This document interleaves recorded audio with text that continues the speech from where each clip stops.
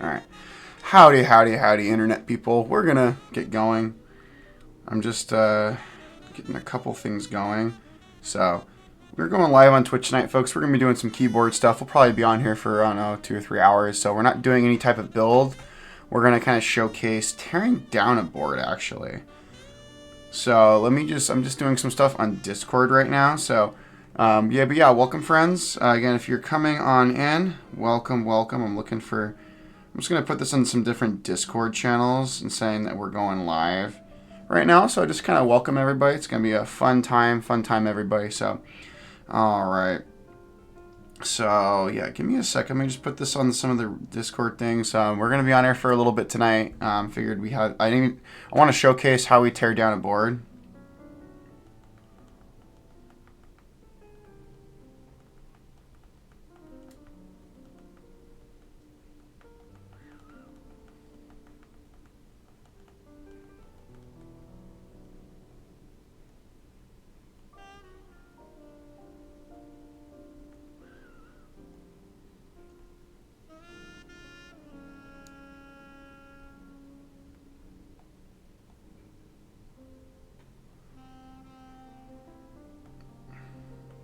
So, yeah, streaming looks pretty good. Yep, we are good. We are on. I'm just putting it in some of the chats, folks. So just give me a second. Putting some of the stuff on Discord just to kind of get the word out there. But yeah, we're going to, again, have some fun stuff. So let me go on to some of the servers, and we're just going to get it going. So give me a couple of minutes, folks. But yeah, we're going to kind of showcase. I got all the tools out and everything, but we're going to be working on this old vintage Alps board. So it's an old Macintosh board, which is going to be really cool. So we're going to get some stuff going. Give me a second. I got to find it in some of the servers. So yeah, it's going to be a fun time, everybody. So looking forward to kind of showcasing y'all what we're going to be doing and kind of showing you my methodology in terms of working with a board.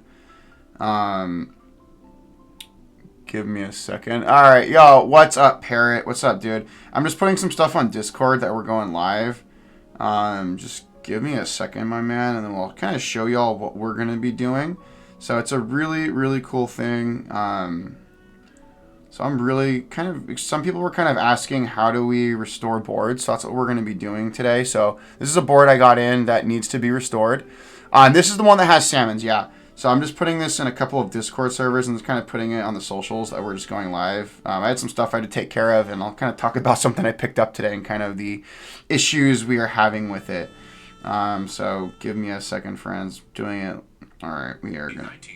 Hello, Googles. All right.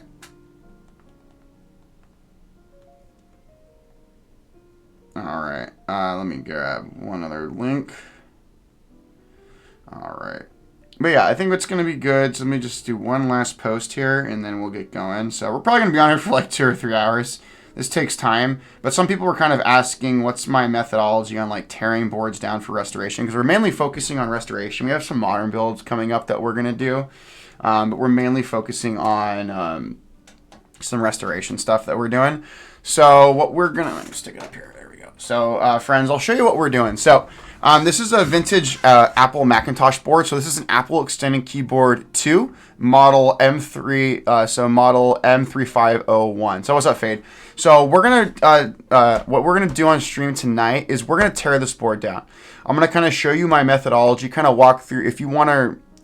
Basically, this is going to be kind of a tutorial on how to tear these boards down for 2 purposes. Either you're going to harvest these boards for the components and the switches, or you want to fully tear down the board because you're going to restore the board. So I'm going to kind of walk you through kind of my methodology in terms of how we carefully tear down these boards without properly destroying them. So this is a really cool board that we're going to be working on. Before we get to that, I want to showcase something that I picked up today for an Alps project. So I picked up this board today. This is an older board. This is called the Molly from the Key Company. This is an older board from kind of more of a kind of an OG board in the modern hobby, which is really cool. So this board I picked up from a local user here in Los Angeles, and this is actually for an Alps project with some really special keycaps. I had the plate designed by Careless and then made by Tom over at Hype. And I picked the board up today. And I get home with this board. I'm really excited. I'm just going to do a test of the PCB. Everything looked good. This board is brand new. It was never built. It's basically sat in the closet, which is really cool. But I'll show you the tragic thing that happened when we got the board home. And it's with the PCB. So this is a really old board. So like finding a replacement, this board was a pain in the butt to track down. So I plugged the board, the JST into the board and then to the daughter board, and the JST header pops off. And I was really, really bummed that happened. So I messaged Careless and Alec Tardy and like, yo guys, like, is this fixable? And Alec said it is. So I want to give a huge shout out to Alec Tardy. Alec is going to help me fix. I'm basically going to be sending this PCB over to Alec probably later this month. And Alec is going to be fixing the JST header so I can properly have this plugged in. This PCB is brand new. It was never soldered. But like I literally have no way to use it. Like the main connectivity portion of the PCB was broken off. And I don't blame the person I got it from. And I don't know, maybe I just got a PCB where when they made this PCB in 2019, the solder joints weren't that great. But that was really disappointing because this board was really hard to track down. And particularly I needed one with the soldered PCB. They had hot swap. This board mostly came with hot swap. And I got lucky finding one that was brand new from a user who was local to me in Los Angeles. So yeah, I was really looking forward to building this project next week, but the one thing I've learned with Alps, they take several weeks or several months to do. So later this month, I'll send this PCB and probably the whole board over to Alec, and Alec is going to do his magic. This is a fixable problem. It's just kind of beyond my soldering ability because it also ripped off the pads. So Alec did say it is fixable. It's just it's going to take a little more advanced soldering skills and more advanced equipment than I personally have access to and beyond my skill level, unfortunately. So, yeah, but that's so the Molly is basically going to look pretty on my shelf with its Alps plate until I get the PCB fixed by Alec. So, yeah, that's just an update with that project, which is kind of cool. Yeah, it sucks. Oh, I was so freaking bummed. But again, I don't blame the seller. This has literally been sitting in a closet for years. Like the plastic was still on the actual case of the keyboard. So like they didn't sell me a junk board with a broken PCB. Like, so the fact that it was never built, they would have never known that's an issue. So yeah, and then also too, the OmniKey project has been coming along. If you looked at my Discord server, or looked online, again I posted some of the 3 other OmniKeys that need to get built. So this is one of the OmniKeys that's going to get built. Got to restore a bunch of switches before we get the OmniKeys built. They're just kind of built to kind of hold everything in place, which is kind of cool. So let's start going through this board. So folks, so one thing about this is a later version. So let's cut this board right here. Let's kind of step back to this board. So this board's really cool. Apple extended keyboards are awesome. I love vintage Macintosh boards. They're probably my favorite. Next to OmniKeys, my favorite family of vintage keyboards. They're awesome. This is back from a time when Apple made really good keyboards. Apple doesn't make good keyboards anymore. Apple still makes really good stuff. I'm no way an Apple hater or an Apple fanboy. I'm just kind of modern Apple. I'm kind of indifferent to. I'm personally a PC guy when it comes to my personal computing needs, but Macs are perfectly sufficient computers, especially in the our modern age of computers. But like back in the day, like these things were outstanding. Like these, the build quality of these keyboards is amazing. All of my Apple keyboards are basically torn down, awaiting proper rebuilding and restoration. So this is the 2nd generation of Apple extended keyboard. I do have a couple of Apple extended keyboard ones, M0115s. This is my M0115. There are some slight differences in terms of how these boards are built, but they're really cool keyboards. I also have, and the thing that's kind of cool, this particular keyboard came in multiple different switch varieties. So this is the earliest of this particular model, which came with salmon Alps.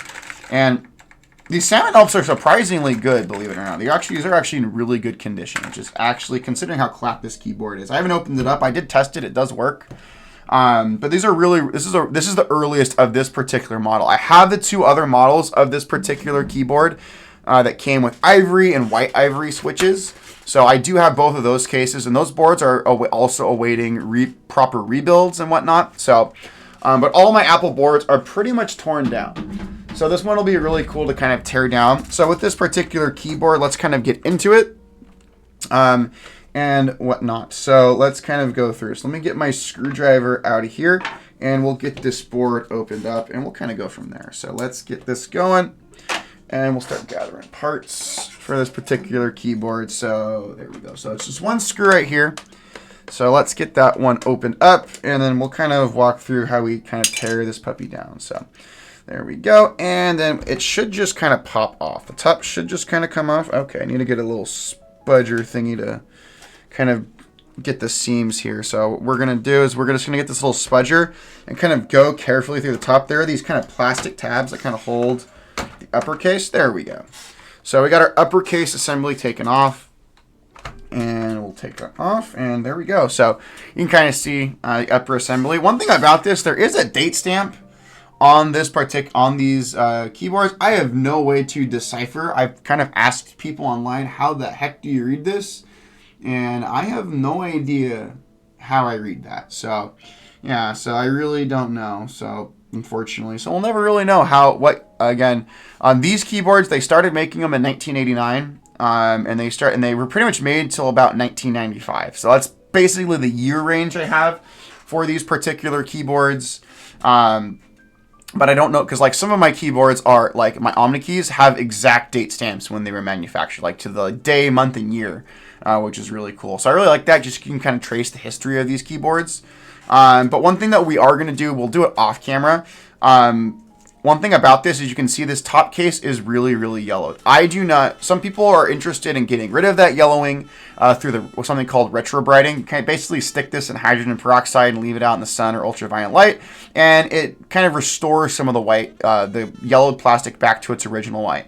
One thing about me and my personal keyboards, I don't retrobright things. If I want something non-yellowed, I'm going to try and find something that isn't yellowed. But if a board is really kind of hard to find non-yellowed or it's absurdly expensive, I'll just get the board yellowed, like my Apple extended keyboards or whatnot. Yellowing doesn't bother me. I think it's part of the history and the character of these keyboards. Because the thing with retrobrighting, it actually damages the plastic and it also is not permanent. So if you retrobright something, it's going to re-yellow in maybe a year to 2 years. So it's not a permanent process. So when something re-yellows, some people will just retrobright it again and so on. And every time you retrobright the plastic, it slowly damages the plastic, making it more brittle. This is pretty robust ABS plastic. It's flexible, but it's also very rigid and very tough. Like these keyboards are built like tanks. But just something with the chemical composition of this ABS plastic they used back in the day yellows over time. And some people online still kind of debate what exact chemical they put in these keyboards that kind of makes them get this kind of trademark yellow over the decades. And the thing that's kind of crazy with yellowing, this yellowing takes decades. This keyboard is from the late 1980s, early 1990s. So it took over 30 years for this yellowing to occur. Whereas if you retrobright something, what took decades to happen is going to happen within a year or two. So that's just for me. Now, I have done client restorations. If I was restoring a keyboard and a client said they wanted their board retrobrighted, I would tell them I am okay doing it, but just be aware that it will eventually re-yellow over time. So I just make that very clear. So just for me and my personal stuff, I don't retrobright. Now, what I do to the plastic, especially with like keycaps and like these cases on the keyboards, is I usually soak these in hot soapy water. Usually like whatever you use for dish soap. Just get like a bowl or like a tub, fill it with hot water, mix some dish soap in, and just kind of let these soak. And then you usually can scrub these with like a scrub daddy or like a sponge, and that will get off all like a lot of the dirt and grime. You can see like there's like grime spots and things like that, and usually just like grime within the inner plastic.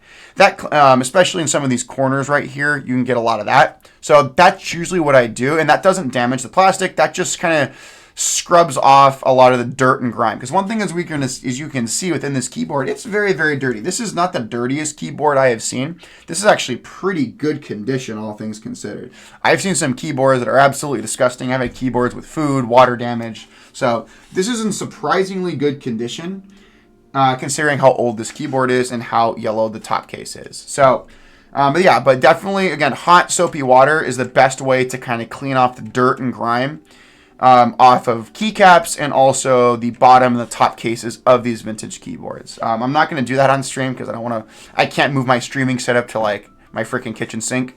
So we're going to put the top case off to the side, and we're going to take a look at the internal assembly. Now what we got to do is we have to remove this internal assembly. Now one thing about this, you got to be a little bit careful with these Apple extended keyboard 2s. Because if you're not careful, you could damage components. So if you look in here, we have these 2 clips right here that are kind of holding the top part of the steel mounting plate for the switches. So you can't just rip this thing out. You're going to damage these clips. That kind of helps hold stuff in place in this model. And then also here at the bottom, there are these plastic things. There's part of the plate that pokes through these rubber inserts. These rubber inserts are actually part of the foot that's on the bottom of the keyboard. So there's a specific way you remove this particular PCB out of the particular case. So your first step with this particular board is you want to kind of lift away these clips and kind of lift the top part of the PCB. I either use a spudger or my finger, and you just kind of slowly push them away carefully, and you slowly start pushing up on the PCB. So it's got to be very careful to do it, and it usually takes some finagling to do it. So that's what we're going to do. So there we go. We got part of it, and then you also got to lift it past the PCB. There, I think we got it partially. There we go. And then also too on these things, you got to be careful of these little daughter boards and cables that come out, because those are actually where the ports kind of attach to these keyboards. So we got one of them out. Let's get this other one out. This one's kind of wedged in there. Pretty good, actually. Okay. I want to see if I can get this one. Okay, that's not going to work. All right, let's see. All right. All right, so, and then once we got that out, we're going to kind of pull away from these rubber inserts. Good. God, this thing is tightly in there. So I'm going to see what we can do to get it out.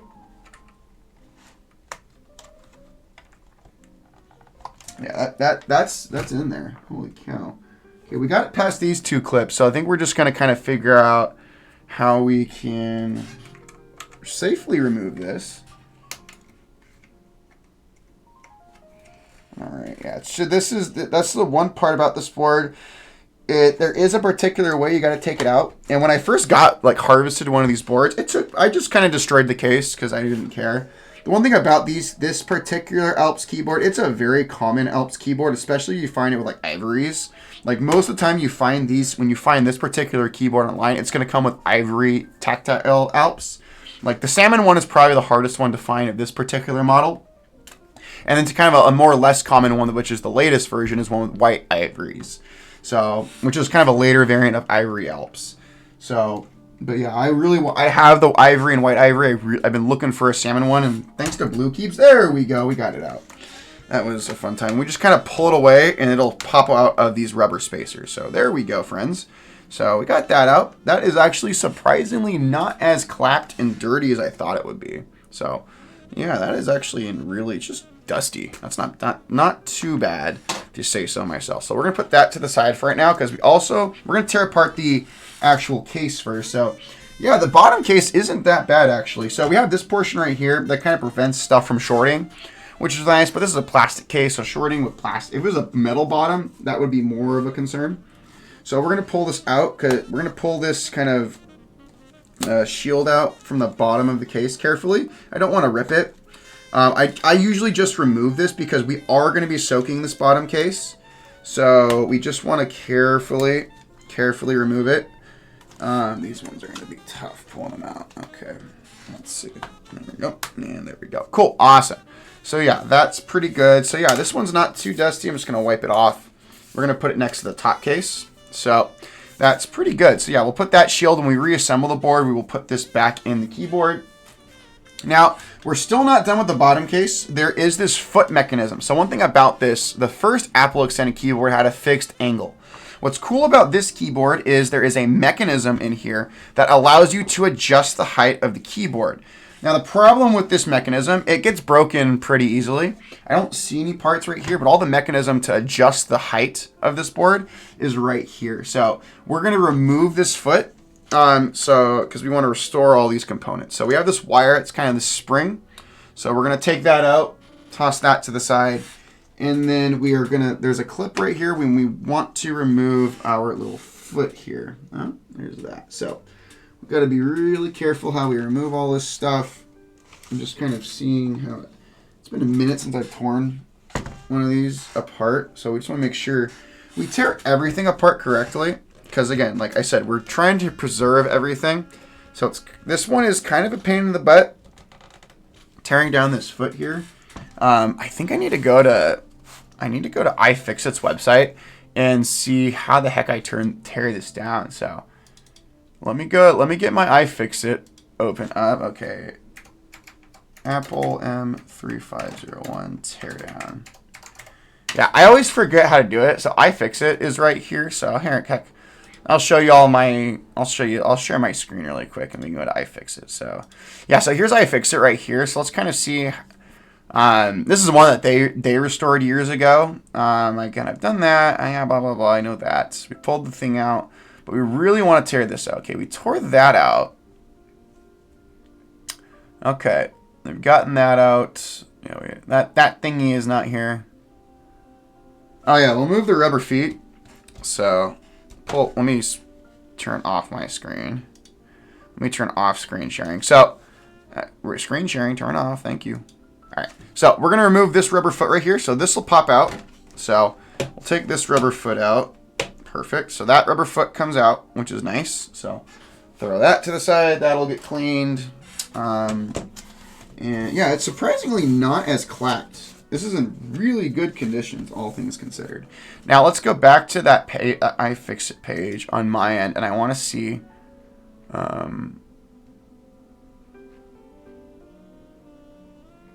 Okay.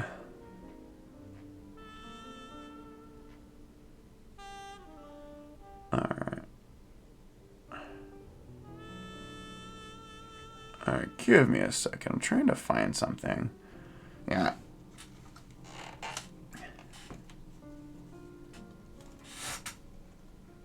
Okay, I gotta pull.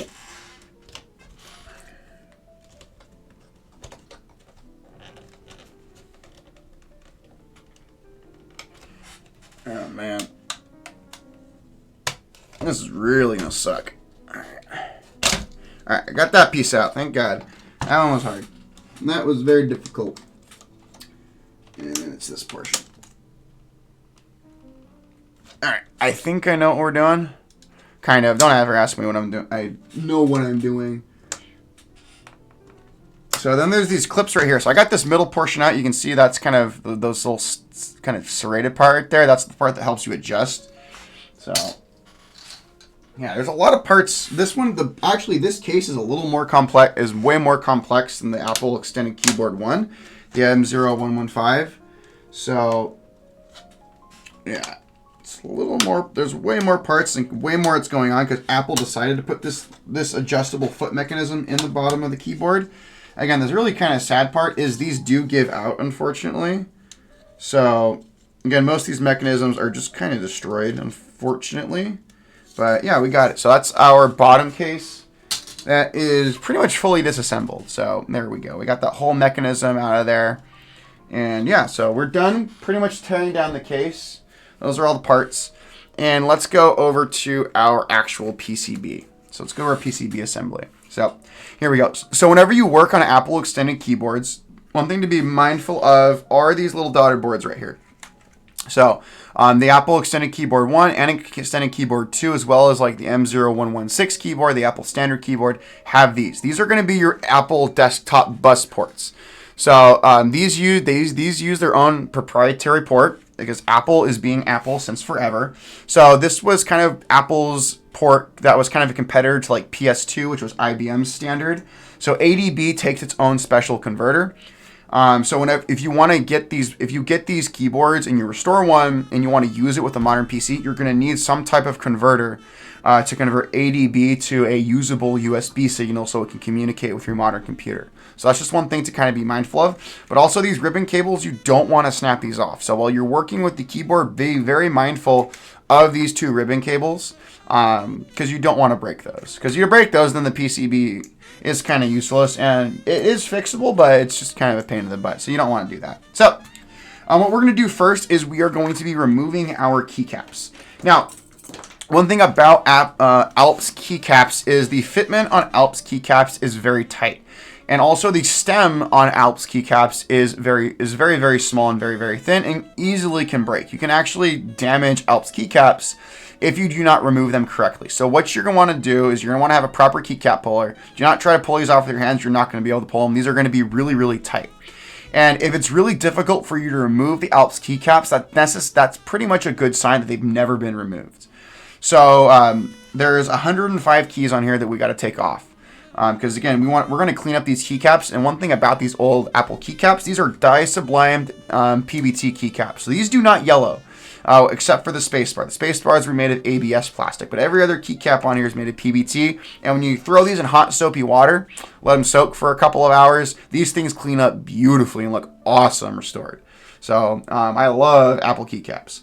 So when you want to be very careful, and you essentially want to take your keycap puller, put it around the keycap, and you need to pull straight up. Don't pull at an angle or things like that. You're going to damage the keycap. You basically need to pull straight up, or else you're going to or else you have risk damaging the stem of the keycap. And if it's going to be a tight fit, it's going to take a lot of pressure, but you'll be able to pull them off. And here's a little quirk about these Apple keyboards: is the F-row is rotated 90 degrees. If you compare it to, I'll pull one of the other keycaps off, and you're going to see the difference. So most keyboards have your keycaps, your switches in this orientation. They're rotated 90 degrees on the F-row.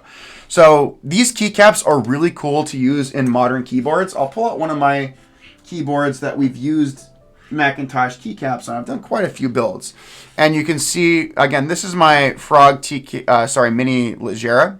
And what's cool about these Macintosh keycaps are fantastic on modern keyboards, but you really just want to do a 60% or some like F-rowless keyboard like the ETAR 87. Because again, if you're trying to do a TKL with these, it's not going to work. Just because of the orientation of the switches. So these keycaps are fantastic, and I love them in modern keyboards, and they sound and feel awesome. But you really can only, my recommendation is just use the 60%. And if you're going to put these on a modern keyboard, be mindful of, you're going to need a special plate, because the bottom row on Apple keycaps is proprietary. Another thing Apple made proprietary, their bottom row is proprietary. They have a 6.5U spacebar, so that's really weird. And also, your Control and Alts are going to go 1.5, but your middle key or your super key is going to be 1.25U. So these keys aren't hard to get. It's the frickin' spacebar and the spacing of these keycaps, which sucks. So you need a special plate. So if anyone's interested in ever doing a 60%, I have the plate files on hand. So if you want to have an Apple plate made for like a tray mount 60, I can definitely send that your way. But these are awesome keycaps to use. So I'm going to put my little Macintosh 60% back. There we go. Back on the wall, and we're going to start pulling these keycaps off. So there we go. So yeah, this is the Salmon M3501. So we're going to start off with the F-row, and again, we're just pulling straight up, and it's a tight, these are very, very tight fit. And the tighter the fit, most likely can tell you that these keycaps have never been removed. Back in the day with these keyboards, these were tools. Like these Apple keyboards were put in schools, they were put in businesses, government offices. Like people really didn't think to take care of these keyboards, so these things were used and abused. This is like 30 plus years of dirt and grime at this point. So yeah, these are tight keycaps. Yeah, so an FRL TKL, well, Blue Cubes, I'll tell you a project that's coming up. It's the guys from Sensi. So the Sensi guys, they ran the Seal full size last year, and their next project's the Seal 80, which supports Alps, MX, like Space Invaders, Topra. It literally supports every switch type imaginable. Their project after the Seal 80 is something called the Separation TKL, which is going to be a TKL that natively supports Apple extended keycaps. So it'll support your cluster down here, but the PCB will support your F-row, which is going to be really cool. So the profile of the keyboard will support these keycaps, and it's specifically going to support this really weird orientation of switches on the F-row. So that's a project I'm definitely going to be joining. And the Sensi guys said there's a very good chance they're going to send me one of those units for review, which is going to be really, really sick. So that's going to be a cool project. I'm getting a review unit for the Seal 80.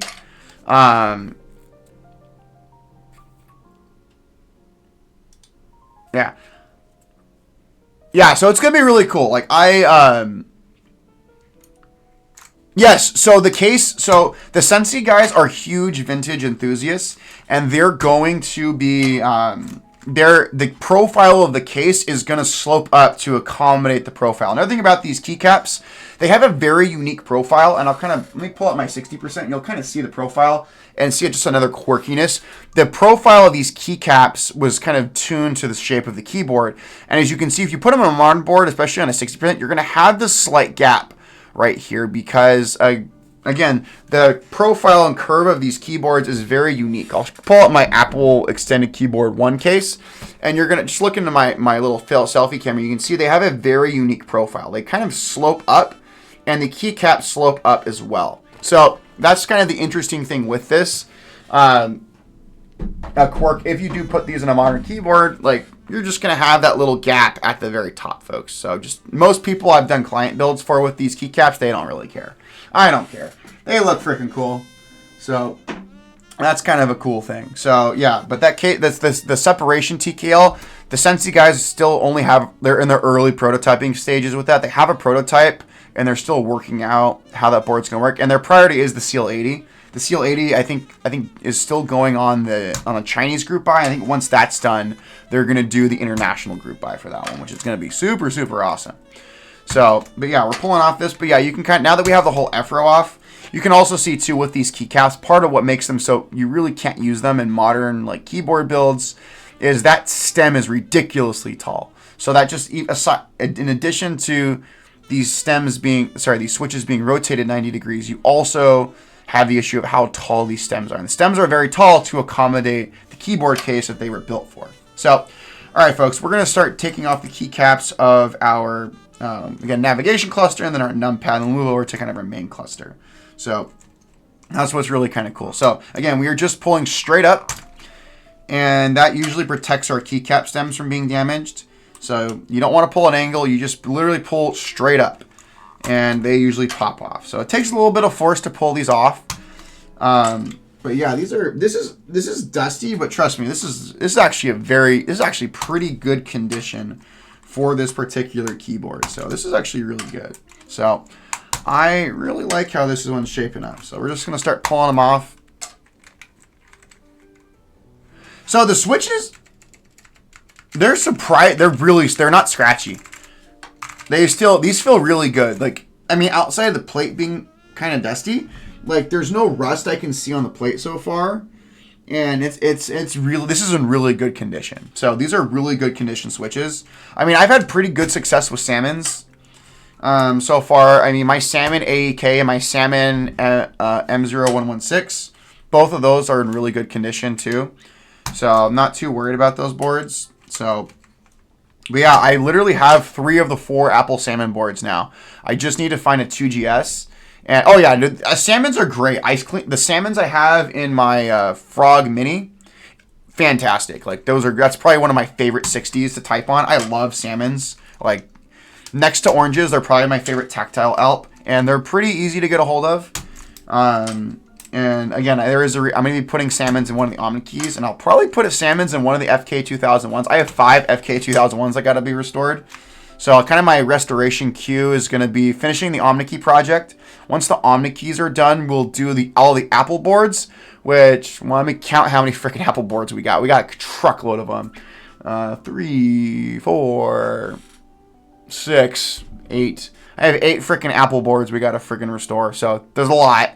And then we'll do the FK2001s and then the IBMs. I got the Model FXT we got to rebuild, and then the IBM battleships have to be restored. I'm not doing the battleships for a while, and also I got to deal with the Molly project now so I'll have to send the Molly off. So we also got a couple modern projects coming up too. We have the Seal full size and then the Constance TKL. So we'll definitely get those built over the next few weeks as well too. So there's Alps builds galore for the next few months. So there's a lot of stuff that's going on. So we're going to definitely have a really cool stream. One thing that's really cool with this stream as well too, folks, which I'm really happy. So I have 5 FK2001s to restore. I tore down the Blue Alps one because I was having issues with the PCB. So I got to fix that PCB and then rebuild that one. And then there's 4 variants of the FK2001. I have the FK2000 Plus. I have a Monterey and a Focus layout FK2001. I have a really, really weird layout FK2001 that we're going to build. That we're going to rebuild, which is going to be really cool. So, yeah, so definitely love. So I kind of have the 3 families of keyboards that are my favorite vintage. Omnikeys, Macintosh, and then the Focus FK2001 boards. Those are like my 3 family of keyboards that I love. We also have a Zenith Z150 project that we got to get built that I've been sitting on for months. So, yeah.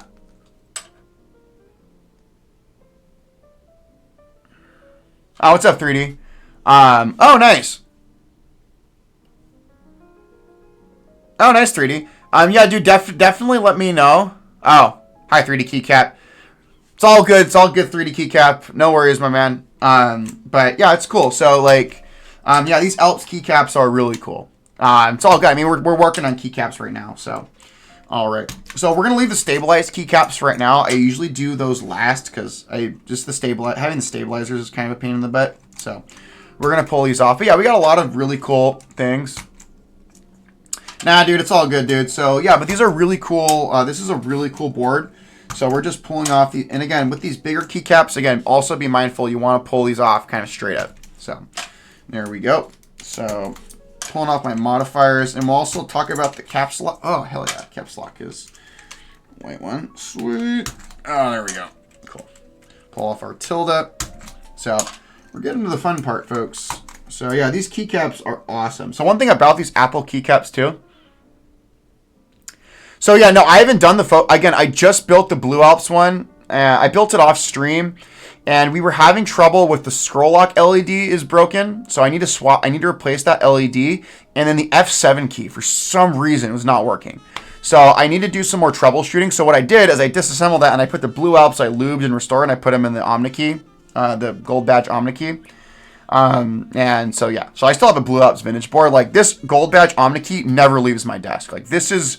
Like, I rotate through most of my boards, but if I had to pick, like, one board in my collection that's my daily driver, it's this one. Oh, yeah, the Blue Alps one is fine. I mean, I have the PCB right here. Let me pull it out. So I'll kind of show y'all what the issue was. So there were kind of a couple things. So my scroll lock LED right here, I need to swap that out. I have a ton of extra LEDs, so we'll desolder that. That's easy. The issue I was having was with F7. Now, we do have when I desoldered and I initially tore down the board, like when I initially got it, part of the pad detached. So that's not an issue. Like, I can fix that. But we were, like, bridging it to other parts of the PCB, and no matter what we did, it wasn't working. So I just got to... So that's why I tore it down and fully did it. Another thing that kind of sorry to be upset, that pissed me off when I got this board... There are two sets of switches on this board. This one allows you to switch where the caps lock and control is over here. This switch is fine. Like, this switch works wonderful. When I got this board, whoever had this board previously completely destroyed the XT-AT switch. They did horribly desoldered it. And I tried to reattach it and like resolder it, and it was just completely destroyed. So that's something that kind of pissed me off. Again, it's kind of useless because if you use like a proper converter, switching between XT-AT protocol is kind of useless. Like most converters, even like the passive ones, work with both protocols. But for originality, I wanted to have both sets of switches on here. And I didn't know that when I bought it. When I opened it up, I saw how just completely fucked up. Sorry, excuse my language. Like completely messed up the XT-AT switch was. I was really bummed about that. It doesn't affect the functionality of the board, and this was not contributing to the issues I had with the scroll lock LED and also F7 being kind of messed up. So, again, it doesn't affect anything. Like, everything works flawlessly on this board other than those two things. And, like, I know I can fix this, and if worst comes to worst, I can't fix the F7 key. I'll be completely honest. I never touch F7. The only F keys I'll really use maybe is, like, F1 and 2. Maybe ever. So, yeah, fixing pads is a pain. And also, the switch was completely destroyed. So, like, there was no saving the switch. And even if I got the switch soldered, the switch was completely destroyed anyway. So, like, it was kind of a loss. Yeah, the scaling is a bit off. So if you noticed, you have like I have these black bars on the side. I don't know what's going on. I need to fix the scaling of my like window. Because I'm using 21:9 right now for my streaming. So it's just kind of off. So sorry about that. I'll definitely fix that up. One thing. So yeah, I'm definitely gonna fix that scaling and some aspects of like my overlay. Because I'll tell you one thing also too, folks. Kind of another off-topic thing. We're kind of blabbering on and kind of tearing down this board, talking about builds. Is with this stream, I'm gonna finally hit a milestone here on Twitch. I'm gonna be up, but with this stream, I'll be able to. As of tonight, I'll qualify to be a Twitch affiliate, which is really cool. I mean, I started streaming back in like June-ish. And it took like, yeah, so I'll finally be able to be a Twitch affiliate. So we'll be able to like instead of like, I've been making like, we've had some sponsored streams where like designers will like send boards in or like I'll build builds for clients. So that's kind of cool. I'm getting paid ways outside of it, but to be able to like monetize the streams is going to be really cool to be able to like have like proper advertisements and actually get a little cut of that. Again, is it going to pay my bills? No, but it's just kind of cool.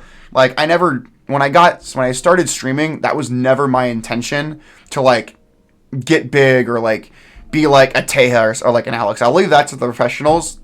I'm fine with the little niche I found with Alps and like vintage stuff, but it is kind of cool. Like, thank you to everyone who's kind of popped in over the past few months on Twitch and like has subscribed and helped us kind of get to that milestone. So like when we get off stream tonight, my account will register that I've checked all the boxes for affiliate, and then tonight we're gonna be able to like actually officially register as an affiliate for Twitch, which is awesome. So huge thank you to everybody. And again, we're also running our giveaway on Discord is running until Monday, February 2nd. So we're giving away an Alps transition light. So let me pull it out really quick. Again, there's kind of no rhyme or reason to what we're doing tonight. We're just tearing down this board, talking about good stuff. So we built this earlier. What's up, Jedi Buds? So we built this earlier on stream this week, and this is going to be one of the first giveaways that we're doing. Again, if you want to join a giveaway, make sure to join our Discord. I mean, let me do a quick screen share, and I'll show you our Discord server.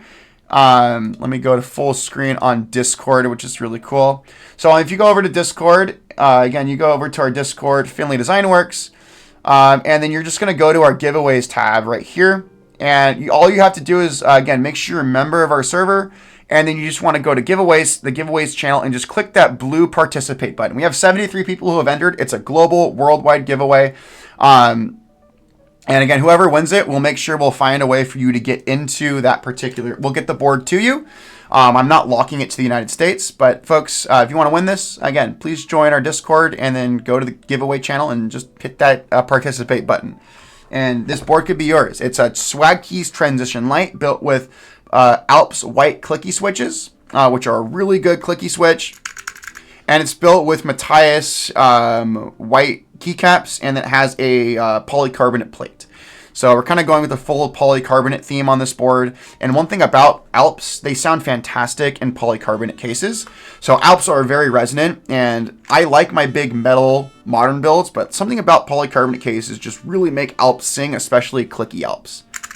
So they sound awesome. So yeah, we'll put this board back and we'll kind of get back to kind of tearing it down. But yeah, so we have our giveaway, and again, as of tonight, we will become an affiliate on Twitch. So again, just huge thank you to everyone who kind of pops in. Again, I never did this to like, I'm not doing this to like make money or things like that. Again, doing client commissions and finally becoming an affiliate is nice and cool, but like I just do this because I enjoy doing this. I'm passionate about it, and I just want to help people or educate people on a different side of the hobby, whether it's like super high-end Cherry MX stuff, client commissions, vintage stuff, Alps.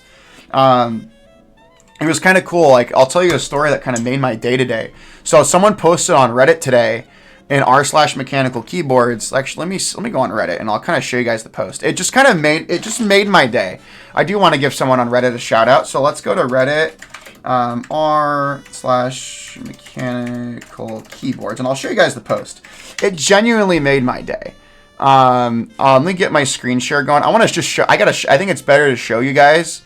Because I think it's really, really cool. Yeah, so it was really awesome. So I'm going to go into Google.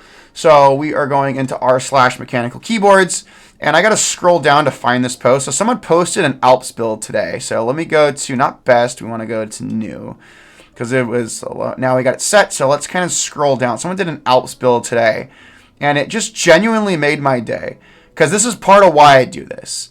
So let me find that. I got to scroll down, find the post. A lot, man. People posting so much good stuff on here. Here we go. So this is posted by u/Basil the Mighty, which is really cool. But again, this post right here, just their caption is, I don't know why I do an Alps build as my first keyboard build, but why not? Like, this person genuinely made my day. Let's take a look at this board they did. Like, this is awesome. So they used they got Macintosh keycaps, and they got the ISO set, which is really cool, a little less common. They have ivory dampened tactile Alps in this little tray mount 60% keyboard. And this is awesome. I love this. This is so cool that they did this. So they did a tofu. I've done builds in tofus, and they're awesome. If you ever want to do an affordable 60% Alps build, KBD fans tofu reduxes are awesome, awesome candidates. I've done several builds in these boards, and they're awesome. So I love the orange. That is just super, super sick. But here's what just made my day. So when they did it right here, it said, their comment right here just kind of made my day. So huge thank you to our resident Alps expert, Sergeant Philly 96, for the advice, and to you, Nodgers, for sending me a free Alps switch opener that he 3D printed. In fact, everyone I turned to in this community was for help was nothing but generous and kind. So again, when I saw it, I like commented, and it was just really kind of cool just seeing that. And it's stuff like this as to why I do this. Like if I like being able to help inspire someone to like do something on their own. Again, I do client commissions, because again, Alps are a lot of work and can be very intimidating for people. So that's why I've done client commissions, because not everyone is like that. And that user I showed on Reddit, who is comfortable with taking that leap and putting in the work the Alps need. So that's why I found a really kind of cool niche in doing client commissions. But also if someone's interested in Alps and they want to do it themselves, I am more than happy to like give that person information on where to buy components, who to make plates from. Like that's like one of the sponsors here that we have is going to be Tom at Hype Keyboards. He's in our overlay right here. Like that's Tom's logo. It's always going to be on my overlay because Tom has been a huge help. Like I've given Tom a lot of business, and I'd say 2 or 3 months ago I asked Tom if he wanted to be a sponsor.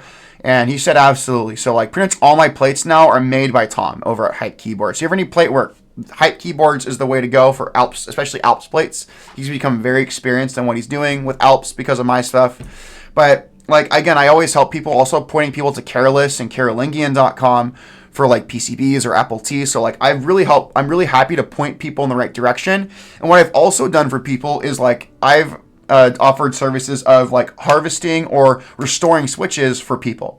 So if people still want to do the build themselves, but they don't want to do like the restoration of the switches, I've offered that service to people. A guy reached out today asking me to restore a set of Blue Alps for him, and I said absolutely. So that's what we're going to be doing. So I gave him my fee and everything like that.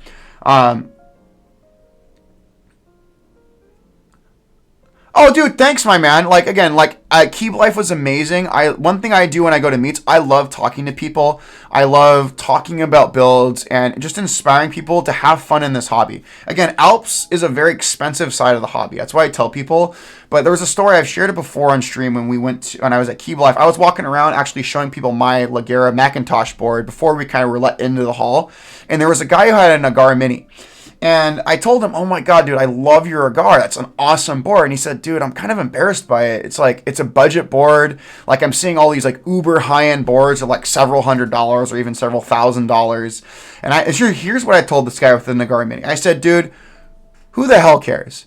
That it doesn't matter how much your keyboard costs. It's your keyboard. You built it. It sits on your desk. And you use it, and it's your tool that you use to play video games, to do work on, and it's an expression of you and your personal computer setup. Like, be proud of that keyboard. That's what I tell people. Again, for me personally, I'm into like the more upper echelon, more enthusiast, more like expensive side of the hobby. But if a client asks me to build a budget keyboard, or if someone wanted advice on like something more budget to get them into the hobby, I'm going to give you recommendations and I'll help guide that person. Like, I'm not going to be a snob on like more budget stuff. Like I have the mindset, I want everyone to have fun, and this hobby is for everybody. And it doesn't matter if you're buying like a Keychron or a QWERTY Keys keyboard for less than $200, or you're someone who's spending like OTD or original Jane money in the several $1,000s to enjoy this hobby, or like buying a Seneca from Norbauer. Like, whether you're someone who's super, super budget, or someone spending like Norbauer money, like, or somewhere in between, this hobby is for everyone to have fun in. So, and I think that's like the really cool thing. And I think I want people to have fun with the hobby. That's like a thing I'm really big on, is have fun with it. And again, there's so many great design studios. Even like the budget stuff has gotten so good. Like some of the like stuff from like QWERTY Keys, like their Neo lineup. Like if you went back pre-COVID, like a Neo, like the Neo 80CU, which came out, was like what, like $250, $300. That would have been like a $500-$600 keyboard before COVID. Like the bar of entry level stuff has gotten so good, but like the vast majority of people in the hobby, honestly, if you want something really nice but not getting into like the enthusiast level price point, get something from the Neo like CU lineup from QWERTY Keys. Like, you'll be, for the vast majority of people, that's going to be amazing. Like the Neo 80CU, 10-pound keyboard for like less than $300. That's freaking awesome. So that's something that's really cool. There's a lot of really good like entry-level budget stuff that's made the hobby way more accessible to so many people. And that's what I love. Like, I want more people in the hobby. And I know the hobby is kind of shrinking right now. We had this massive boom during COVID. Like, I came in during the COVID boom. I came in late 2023. So it was kind of after like the insanity of like lockdown and people waiting years to get stuff. And I know a lot of people have left, but there's still people coming in, which I think is a really good thing. And I know we're in a little bit of a smaller place, but like, it's still a good community. Again, people who are either passionate about industrial design, technology, gaming, like there's so many good things kind of coming around. I've done builds for like friends and family. Yeah, Jedi Buds, yeah, you came in about a year after me. I came in like October, November of 2023. My very first keyboard, hell, I'll show you it. It's a special board for me. So I'll show you my first ever keyboard. So here's my first ever keyboard I bought when I got into the hobby. So this is this is my KBD fans. It's a little dusty. I don't really use it because I like it being a display piece. But this is my KBD fans KBD 8X Mark III. So I opted for a TKL, and when I was kind of exploring options when I initially got into the hobby, I wanted something that had an enthusiast level feel, but not like, it's not going to screw my wallet over, especially someone who knew nothing about the hobby. Like, some people said, look, a buddy said, go look at KBD fans. Like, they're fine for what they are. And this is what I did. So this board did not look like this. It was black. It was WinKey, and didn't have this colorway, and it was awesome. And I eventually put GMK nuclear data on it, and it's kind of evolved over the years. But this board, there's nothing special about this board. KBD Fans still sells this board, and it's a pretty common board, but this is a great TKL. I know KBD Fans, some people still give them a lot of criticism. KBD Fans has come a long way. I've had a ton of their boards in my time in the hobby. Awesome boards. Like, you can't go wrong with KBD Fans, in my humble opinion. I still get why people don't like them, but if you're someone who's novice or new to the hobby, like, KBD Fans is awesome. So but I love this board. So I had it custom Cerakoted to GMK nuclear data, which is cool. So we had we have this green top and bottom case, and then the stainless steel weight we had Cerakoted to this orange. So that the weight matches the orange accents, and the green kind of goes with the keycap set, which is really cool. So I love this board. It also has their special edition Chem 3 PCB in here. I don't want to open it to show the PCB, but this is a one-of-one KBD Fans 8X Mark III. And I've shown Way and the guys over at KBD Fans this board, and they love it. They love what I did to it. But this board is really special to me. And it's never being sold. Like, I will have this till the end of time. Even if I left the hobby, this is a board I would never sell. I love it. So, and funny thing about the new Tofu line, they've ran like the Tofu TKL. They just ran the Tofu 60. Now they just started the group buy in the Tofu 65 3.0. I've had the tofu. I've had the previous tofus. I had the tofu 60 and 65 2.0s, and I've had a bunch of reduxes I've done for like clients and things like that and friends. Great boards. I didn't buy the new tofu lineup because I have a massive collection. If you look on my Instagram right here, if you look at my Instagram, like up here, like you can see my personal collection. It's pretty crazy. Like my 60, 65 and TKL collection is pretty massive. Yeah, so my tofu, so I had most of my tofu 65 2.0, my tofu 60 2.0, I never converted to Alps. You could convert those boards to Alps. You would need the plates to be made by like Careless or someone. But I always had them built Cherry Mex. I gave them to friends because as I got into more enthusiast level stuff, like most of my KBD fan stuff just didn't fit my collection. So I've offloaded most of my KBD fan stuff. The only KBD fans boards I have are my KBD 8X Mark III. I have a Boop Redux, and then I have the Brass Topre Agar Mini. So I only have 3 KBD fans boards, but I had the Odin, I had the Tet, I had the Pluto from them, I had the Tofu 60 2.0, I had the Tofu 65 2.0. I've had a ton of their boards. So like I'm pretty experienced with the stuff they made over the years. And they're overall like really good boards. I think with KBD fans, I kind of see them kind of like QWERTY keys. Like you get like that enthusiast level feel without that enthusiast level price, which is really nice. And again, most people who are looking for like a cool 60 TKL or like 65, the new Tofu family of keyboards, awesome, no brainers. The customization on those boards is like freaking awesome. So like definitely consider those boards, folks. So yeah, we're just kind of blabbering on, tearing down this keyboard. But yeah, I gave I did my Tofu 60. I gave to a friend of my younger sister's, and then my Tofu 65 I gave to a college buddy. So which is really cool. So yeah, those boards went to good homes. My Tet I gave to a friend. My KBD Fans Pluto I sold to a buddy. And then my Odin, I sold to I sold it to a user local in Los Angeles. So all those boards went to good homes. But like I said, as I kind of evolved in the hobby and I got into more like high-end stuff, like the Singa stuff, Gion, like TGR, like I kind of got like the KBD Fence stuff outside of like my like original board, my Boop, really didn't fit in my collection. So that's why I kind of offloaded those boards, and those boards like funded either were gifts or like were sold to fund other cool projects. So that's kind of what we're doing. So, but yeah, so like, but definitely a lot of fun for the guys over there. I'm sorry if this is like an ad. KBD fans, anyone sees it, sponsor me. Let me work with you guys. I love your stuff.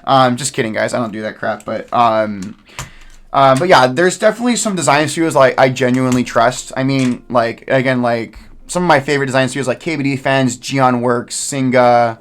So yeah, Jedi Buds. Oh, nice. Yeah, so it's funny. I'm in the group buy for the Han Pro 2K, and I have a Han to H2H. I'm waiting on for a Dynacap round 2 because I know there were some issues with Dynacap round 1. I know people have been recording, they're really scratchy even after lubing them, and I know there were some issues with again how the stabilizer wires went in the housing. I think they fixed the stabilizer wire issue, but Clever said they've polished the injection molds at the factory to kind of hopefully remove some of the scratch, and they're manufacturing R2 right now. So I'm waiting for R2 of Dynacap to go in. I didn't want to buy it at launch because usually when a product initially launches, there's usually some growing pains. To give credit to Clever and his team, they did not want to release Dynacap until it was absolutely ready. Like they didn't want to release an inferior product and have like a million problems with the product. They wanted to do their due diligence to make the best product they can with the resources they have. And if issues then arise, well, at least they know they did everything on their end to mitigate as many problems as possible. And the only 2 problems, there was issue with some of the stabilizer wires, which is an easy fix, and they're a little scratchy. But that doesn't mean it's like a super inferior product that's broken. So I do give Clever and his team credit for taking their time and releasing it and waiting till it was actually ready. But I'm waiting for R2 just so they can hammer out some of those issues. So when R2 drops, I'll definitely pick up a Dynacap kit for my Gar Mini, my Han H2H, and my Han Pro 2K. Also, what's kind of holding up my H2Hs, I need Sipilot or SIP PCBs. I always screw up the pronunciation of his name. I need SIP PCBs and the Pro 3 PCBs for my Han H2H. I can't find those anywhere. I know Keebs and Cables has them, but like shipping from Australia is just kind of a nightmare. And with the tariff situation, I don't want to deal with it. So Canon Key said they're going to be getting Pro 3 PCBs. They have Pro 2 PCBs in stock, so I'll pick up some Pro 2 PCB eventually.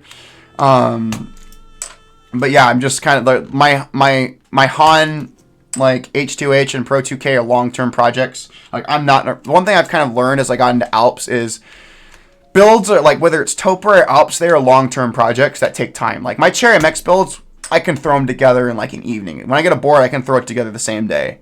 Like no problem. But like when it comes to Alps and Topra, there's so many custom parts you got to order with them and compatibility and sometimes hand fitting that it just takes time. So that's like the thing with them. So I'm not in a rush to build those boards. But yeah, here we go. So we got all of our non-stabilized keycaps. So now we're going to pull off our stabilizers and we'll kind of go through how stabilizers are built. So one thing with Alps, your stabilizers are going to be plate mounted. They're not PCB mounted, which is going to be interesting. So we have plate mounted stabilizers. So usually with these stabilizers, there are these two little clips that go into the under part of the keycap. And then there's this wire, and then there are these clips that clip into the actual steel plate. So, yeah, so that's kind of the interesting thing. Oh, so Jedi Buds, did you make your classic TKL Topra? That's freaking awesome.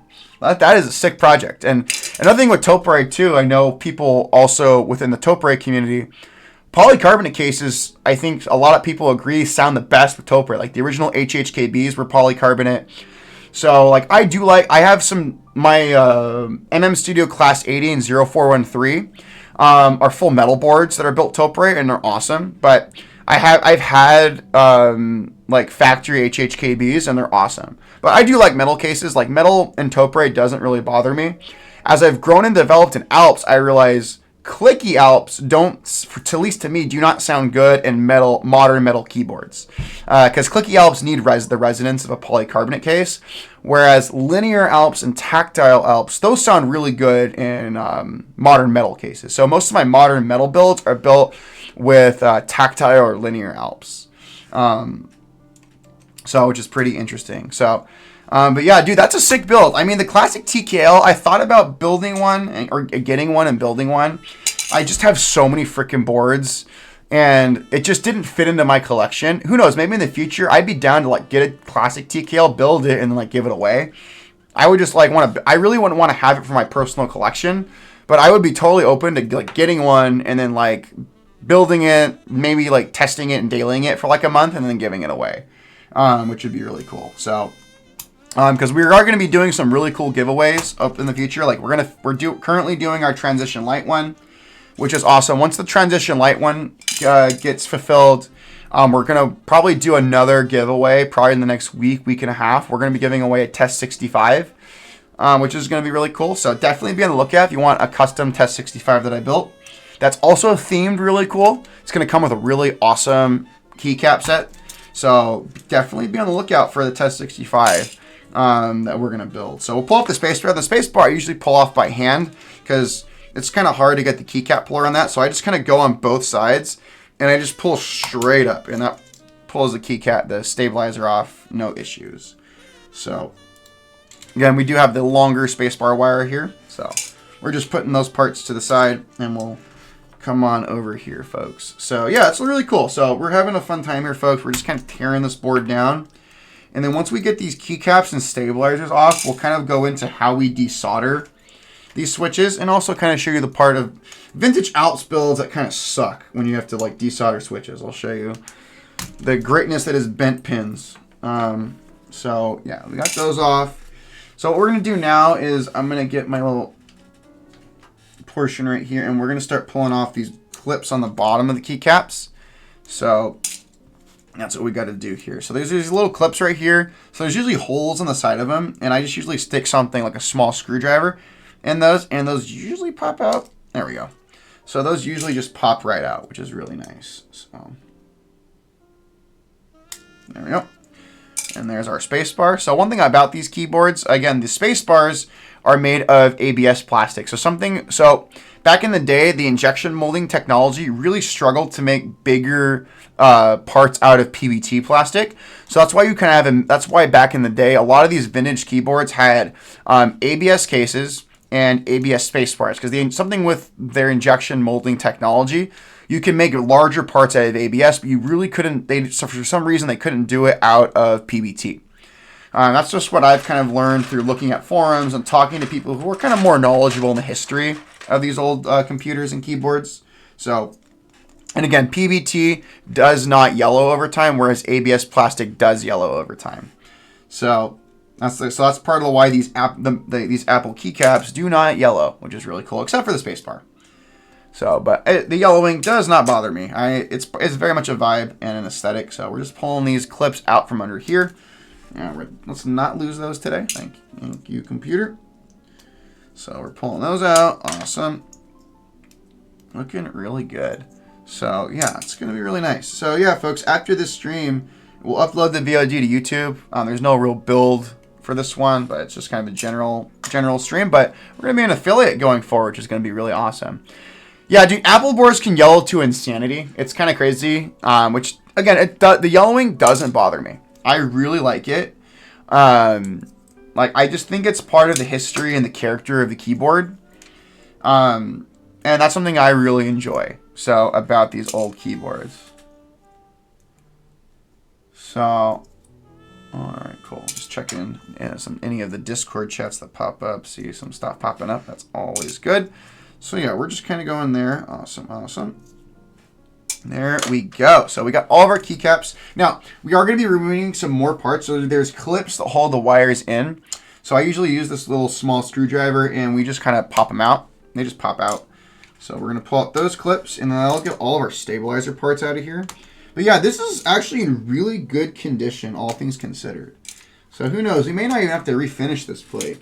Most of the plates I've been refinishing because these plates rust really easily, unfortunately. So that's just the thing we kind of realize. So just getting these clips out, and then there's a couple of screws we got to take off the back of this. There we go. Awesome. And then one more clip here, and then we'll take off some screws. So let's flip this board over. There's a couple of screws we got to pull out. So there's these two screws on the side that kind of secure the plate to the PCB. So we're going to pull those out, and we'll kind of go from there. So we're just going to... Sometimes they're a little tight. There we go. Awesome. Perfect. Throw those out. And let's get this one in. Oh, that is a tight one. There we go. Cool. Again, did test this. Yeah, the focused ones aren't bad. Oh, yeah, those AT101s and the OmniKey plates. Like, I love the Northgate OmniKeys, and everything is top-tier quality on them. The frickin' plates are bare steel. So, like, all the OmniKeys I've gotten, the plates are, like, rusted to all hell. I don't know why Northgate systems, like... It's because the bottom cases of these Northgate boards are, like, nicely coated steel. They don't coat the plates. Oh, yeah, dude, the OmniKey plates are frickin' rust buckets. Also, the old IBM keyboards, oh, my God. Terrible, terrible. So, yeah, here we go. So, here we go, friends. We got all those. Yeah, this is not that bad, honestly. We might not have to refinish this. There's some dust bunnies here, but trust me, this is actually really clean. This looks pretty dirty if you're not familiar with vintage stuff, but this is actually really nice. I wouldn't pull off the barrel stabilizer. Let me pull that off right here. So, yeah, this is in really good condition, all things considered. So, I'm going to put the keycaps and that stuff to the side. Really good condition stuff here. So, yeah, so we're going to start pulling switches. So let's kind of showcase. Let's get our soldering iron pulled up. I also got the replacement nozzles for our soldering iron. Where the heck did I put them? I threw them in this drawer. Oh, I threw them over here. So yeah, if you were on stream the other night when we were building the cream OmniKey, I busted my nozzle. So I ordered 2 nozzles. So we'll use this one for the next, and then whenever this one busts, I have a spare. So I don't want to be on stream trying to fix a broken nozzle for 20 minutes. If you want a good laugh, watch our previous VOD on YouTube, and you can kind of see me struggle to try and fix a Hakko nozzle for like 20 minutes. So yeah, but let me get this thing out and all the tools for that, and we'll kind of go from there. So I'm gonna grab this tool, and yeah, we'll get this going. So grab all that crap over here. Grab our nozzles. And get this thing kind of going. Here we go. Awesome. So I'm going to put my keycap puller to the side and we'll get this thing going. So before we kind of power it on, let's get that nozzle installed. Yeah, it's another thing too. Yeah, these Hakkos are great. I love them. It's expensive. This is like a $300 tool. But another thing with this tool, maintaining this tool can be very expensive. Like each of these nozzles is like 15 bucks.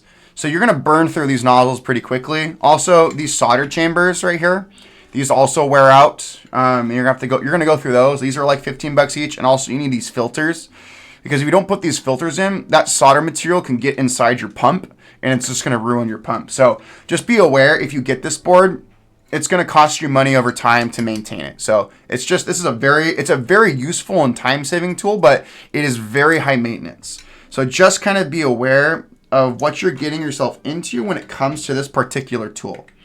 There's a lot of maintenance that goes into it.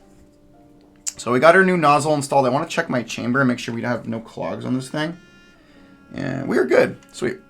So yeah, so let's get this thing fired up. Let's plug it in.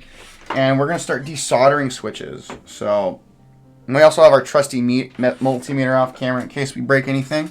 I don't think we're going to break anything, but we're going to set our temperature right here. And there you go. Cool. So yeah, but one thing about these two, these are gorgeous PCBs. I love these green PCBs on these old Apple boards. So we can kind of look at some of the markings on this. So again, Corning's PCB was made in 1989.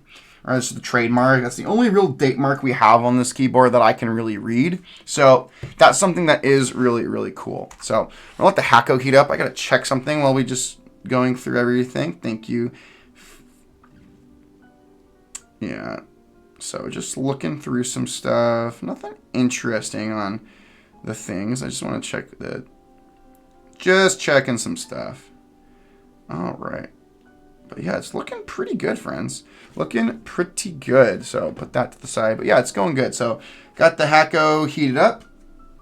So essentially what we're going to do and we're going to kind of showcase how to desolder one of these boards. You're going to need some type of desolder equipment.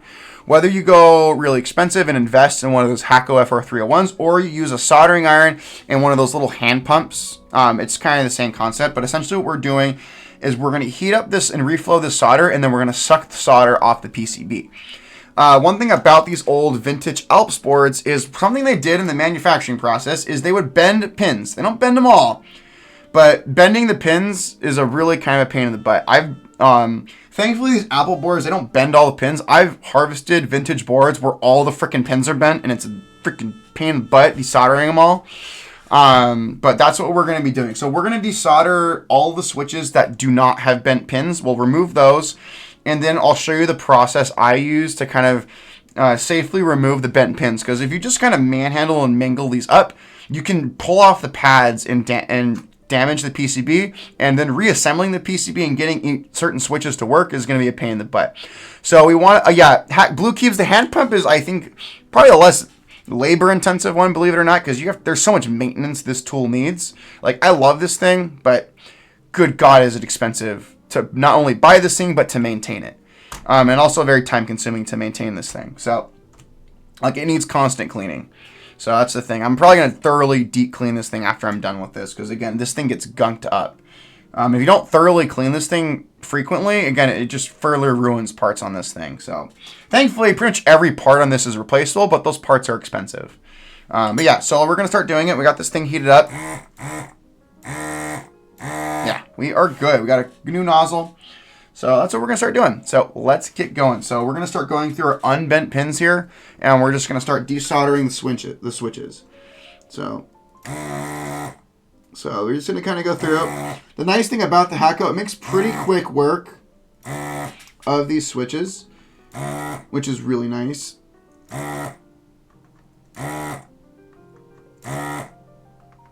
just going to kind of go through and desolder. So we're starting over at the numpad, and we're just going to work our way down the PCB.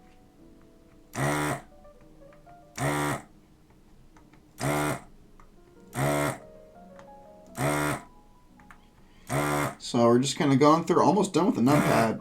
Again, this I can make pretty quick work of desoldering boards. But when we get to the bent soldered pins, that's where it's going to be kind of a pain in the butt. So that's what's going to be. So we got the number pad portion. One more right here. Now we're going to go to our navigation and our home cluster. And we're just going to slowly desolder. And I did test this PCB. All the switches work flawlessly, which is really nice. So that is great news. One thing about these boards, these PCBs are surprisingly durable and robust. So again, like I said, unless you stab the PCB with like your soldering iron, you're not going to bust these PCBs. They're very, very robust. So, and very well made. So I've even seen people save these old Alps PCBs that have water damage. So it's really hard to, unless you're like really trying, it's pretty hard to kill these PCBs. So, all right, we're going to go to do our F row, and then we'll just kind of do our main alpha cluster. So, cool. So we're just making quick work of it. Awesome. All right. Awesome.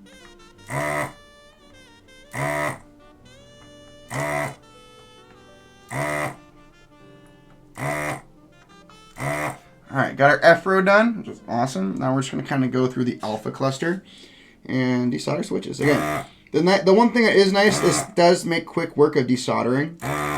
So that is really nice. But like I said, this is a very high maintenance tool.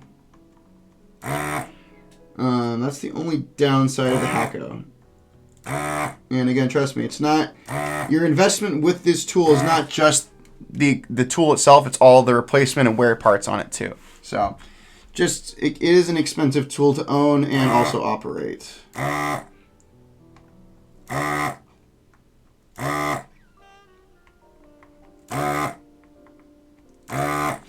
Alright, got the modifiers done. Now we just got to do our numbers and our alphas, and then we will be ready to remove them.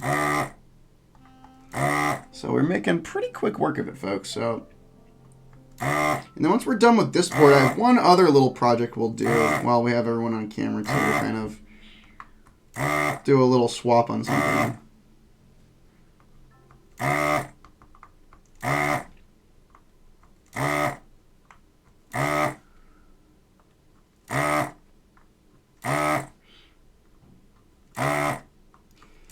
And the one thing, too, I've kind of noticed, I've harvested a ton of these old Alps boards, especially the Apple ones, and like restored a bunch of them.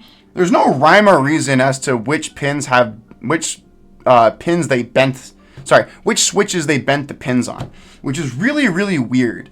I've had batches where I get like 4 or 5 of these at a time, and I'll desolder them all and tear them down, and no two boards had the same switches with bent pins, so it seemed very random at the factory when they assembled these keyboards, which is really interesting. So yeah, I haven't figured out, I still don't know why they bent the pins, because like honestly, when these pins are soldered in, the board, the PCB and the plate and switch assembly is not coming apart. So I really don't know what the rhyme or reason was. I mean, I don't know, Blue Keeps, you figured it out? Like, why the heck they bent pins? I have yet to find out, and people have different opinions or ideas as to why, and I haven't been able to find like a definitive answer, which is pretty interesting. So we'll just kind of see, but we're just kind of going through, getting these puppies soldered. So yeah, this Hacko does make quick work of these,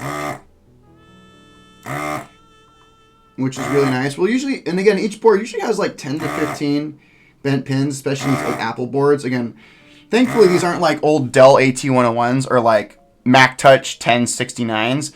I hate harvesting those boards and tearing those boards down because all the pins on the switches are bent, and it takes freaking forever to like desolder them. Because when I show you my method to like desolder switches, you're gonna see it's not as fast as what I'm doing right now. So another thing too with working with Alps boards, again, I've gotten pretty good being pretty fast with this tool, but take your time, be patient. Because again, if you go too fast and you're not that experienced, you could damage something. So especially, like I said, like you just want to just go slow. There is no rush when you do this. But you just want to go just go nice and easy. And desolder. Again, my only guess is, yeah, I think that I know sometimes like bending them. I know the pins on Alps switches are like absurdly long for like old Alps keyboards, not just modern keyboards. So yeah, I have no idea. Like it could be one of those, but yeah, it's just a weird, really, really weird thing. These bent pins.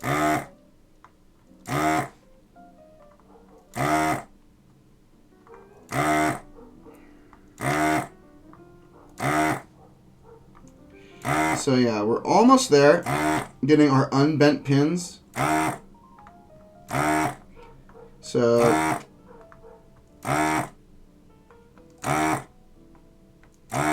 yeah, all right, cool. We got one more row, and then we'll extract the pins. So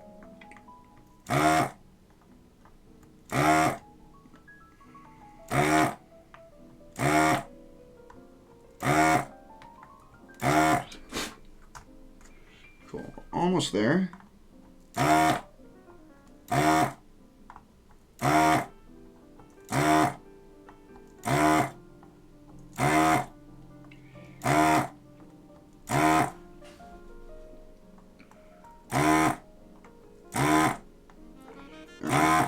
Almost there. Alright, cool. Alright, we got all of our unbent pins done. Good, I'm glad Matthias doesn't bend on that. That just would be annoying. Alright, cool. So what we're going to do now, before we do it, I need to do a little bit of cleaning out of this because I don't want to deal. So you can kind of see some maintenance on the Hacko as well. So let me put the PCB to the side and let's clean this puppy out. So I'm going to crank the heat up on this thing just so we do this because this thing's going to be sitting for a minute. For probably the next few minutes, so I want to make sure I don't have any clogs on this damn thing. So you can kind of see my methodology in cleaning this. Oh, there's a bunch of crap on there. So it's fun, but yeah, I definitely just want to thoroughly clean this thing out. So it's a fun time cleaning this thing out. So nice. All right, let's pull the chamber out right here. Oh yeah, we got a little clog right there. Let's push all that stuff out. So okay.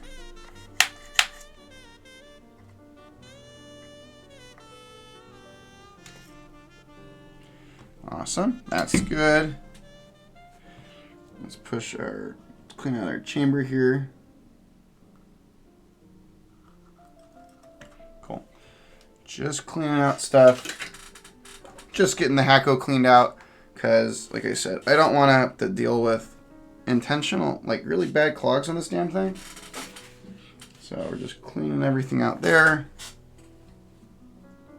So awesome, just getting all that cleaned out. All right, cool. All right, cool. All right, this thing's cleaned out. So let's put it back together. Awesome, let's put that nozzle back on. Yeah,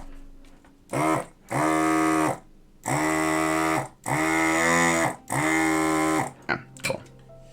All right, we're gonna put the Hacko off to the side because we're not gonna use it for the next few minutes. And I just need more space because I only have so much of my workspace on my desk here. So let's grab this. And we're going to start removing switches. So let's grab a little red solo cup, the symbol of college. And we're going to put everything in here. So let's start grabbing switches. So what I usually do to remove these is I just take a pair of pliers. And I'll kind of show you how I pull these switches out. They pop out really easy.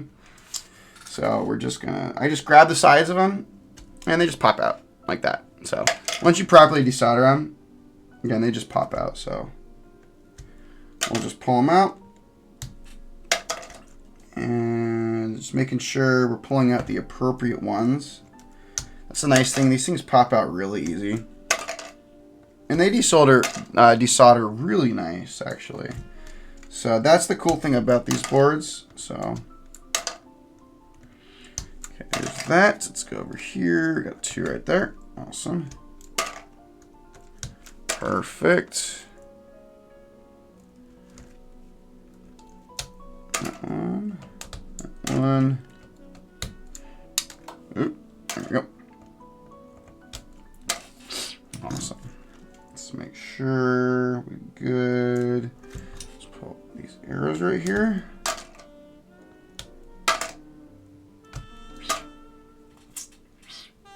All right, cool. Now let's move over to our numpad, and let's start pulling these puppies off. Awesome. Yeah, PCB looks surprisingly good too on the other side, so that's nice. So, all right, let's pull these all of them out. All right, those are good. Let's just double check we're making good progress. So, and oops, sorry for that. Oh, 3 of those, cool. Cool. Yeah, this is in really good shape, actually. All right, let's start doing our main cluster. I'll get that one going.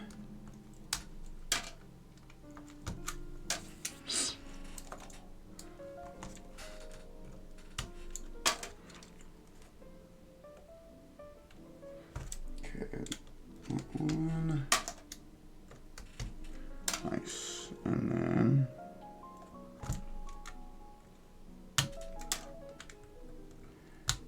full modifiers, which is pretty good. All right.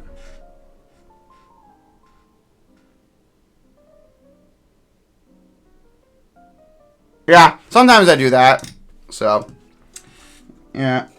I just do this because it just makes my life a little bit easier. This is, again, like I said, I'm just showing my methodology. And if you're someone who wants to learn how to harvest or restore Alps or restore these keyboards, again, take inspiration from what I do and figure out a system that works for you. But yeah, Blue Cube, sometimes if like I don't have any bent pins, like I said, I'll literally just like grab the plate and PCB and I'll just separate them.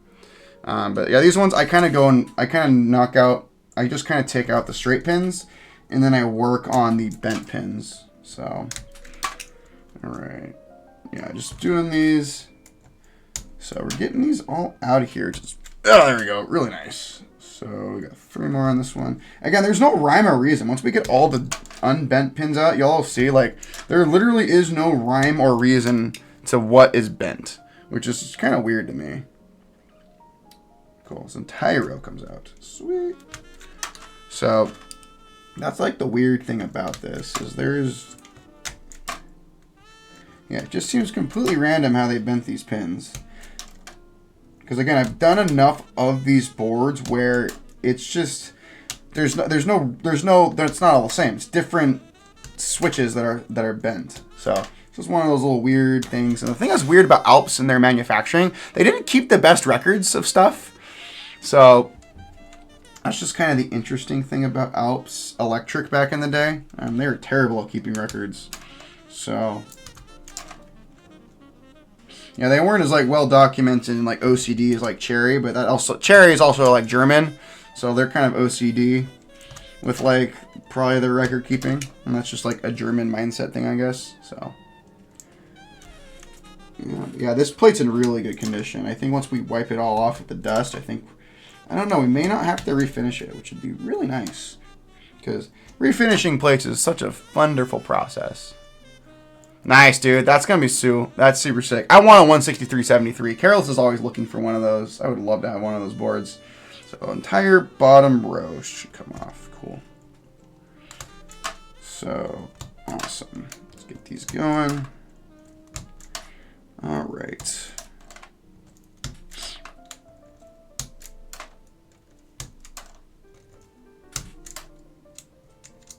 And there we go. Cool. All right, so those are our pins that are not bent. But here we go, friends. Those are all of our pins. So we have 1, 2, 3, 4, 5, 6, 7, 8, 9, 10, 11, 12, 13, 14, 15, 16, 17, 18, 19, 20, 21, 22, 23, 24 switches. 24 of 105. So yeah, that's pretty interesting. So 81 switches had straight pins, but 24 had the bent pins. So, all right. So for this process, I'll kind of show you what I use. Oh, nice, dude.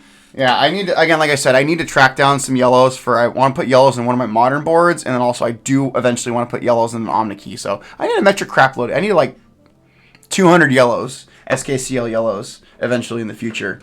So that ain't going to be cheap. So, I mean, it is what it is. All right, move this.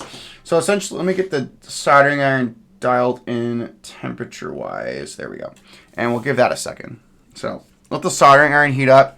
So essentially what we're going to do is we're going to go to each bent pin, and we're going to reflow the solder. And while the solder is heated up, we're going to bend the pins back to kind of a vertical angle. So then we can then come back with a Hacko, suck all that solder up, and then remove the pins. So, okay, how did I get into Alps? So it's interesting. Let me show you my first Alps build. So I got into Alps through the University of Southern California's keyboard club. So I got actually into Alps in March of last year. So I went to a keyboard meetup with the University of Southern California, which is the college I went to. That's my alma mater. And I've been active with their keyboard club. And I like supporting the students. It's run by the engineering students. Some students are in like computer science or industrial design, but it's mostly engineering students. And it was a really good group of students. And so I went to one of their meets back in March, and they said, we have a gift for you. We wanted to give you something as a thank you for how supportive you've been of our club. So they gave me 4 vintage Alps boards. And I had heard about Alps and was curious about them. And a buddy had done an Alps build, and I'm like, it's a lot of work. I don't want to do it. And I knew they were kind of expensive to get into. And they said, here, we have these 4 keyboards. They're built with Alps. Like, we wanted to give these to you. And I said, I'm not really into vintage stuff or Alps, but sure, I'll take them. So then I'll take them to my buddy, and I kind of sound like, what do I have? Like, I didn't know anything about Alps or these vintage boards. There was a couple Dell keyboards and some old Apple keyboards.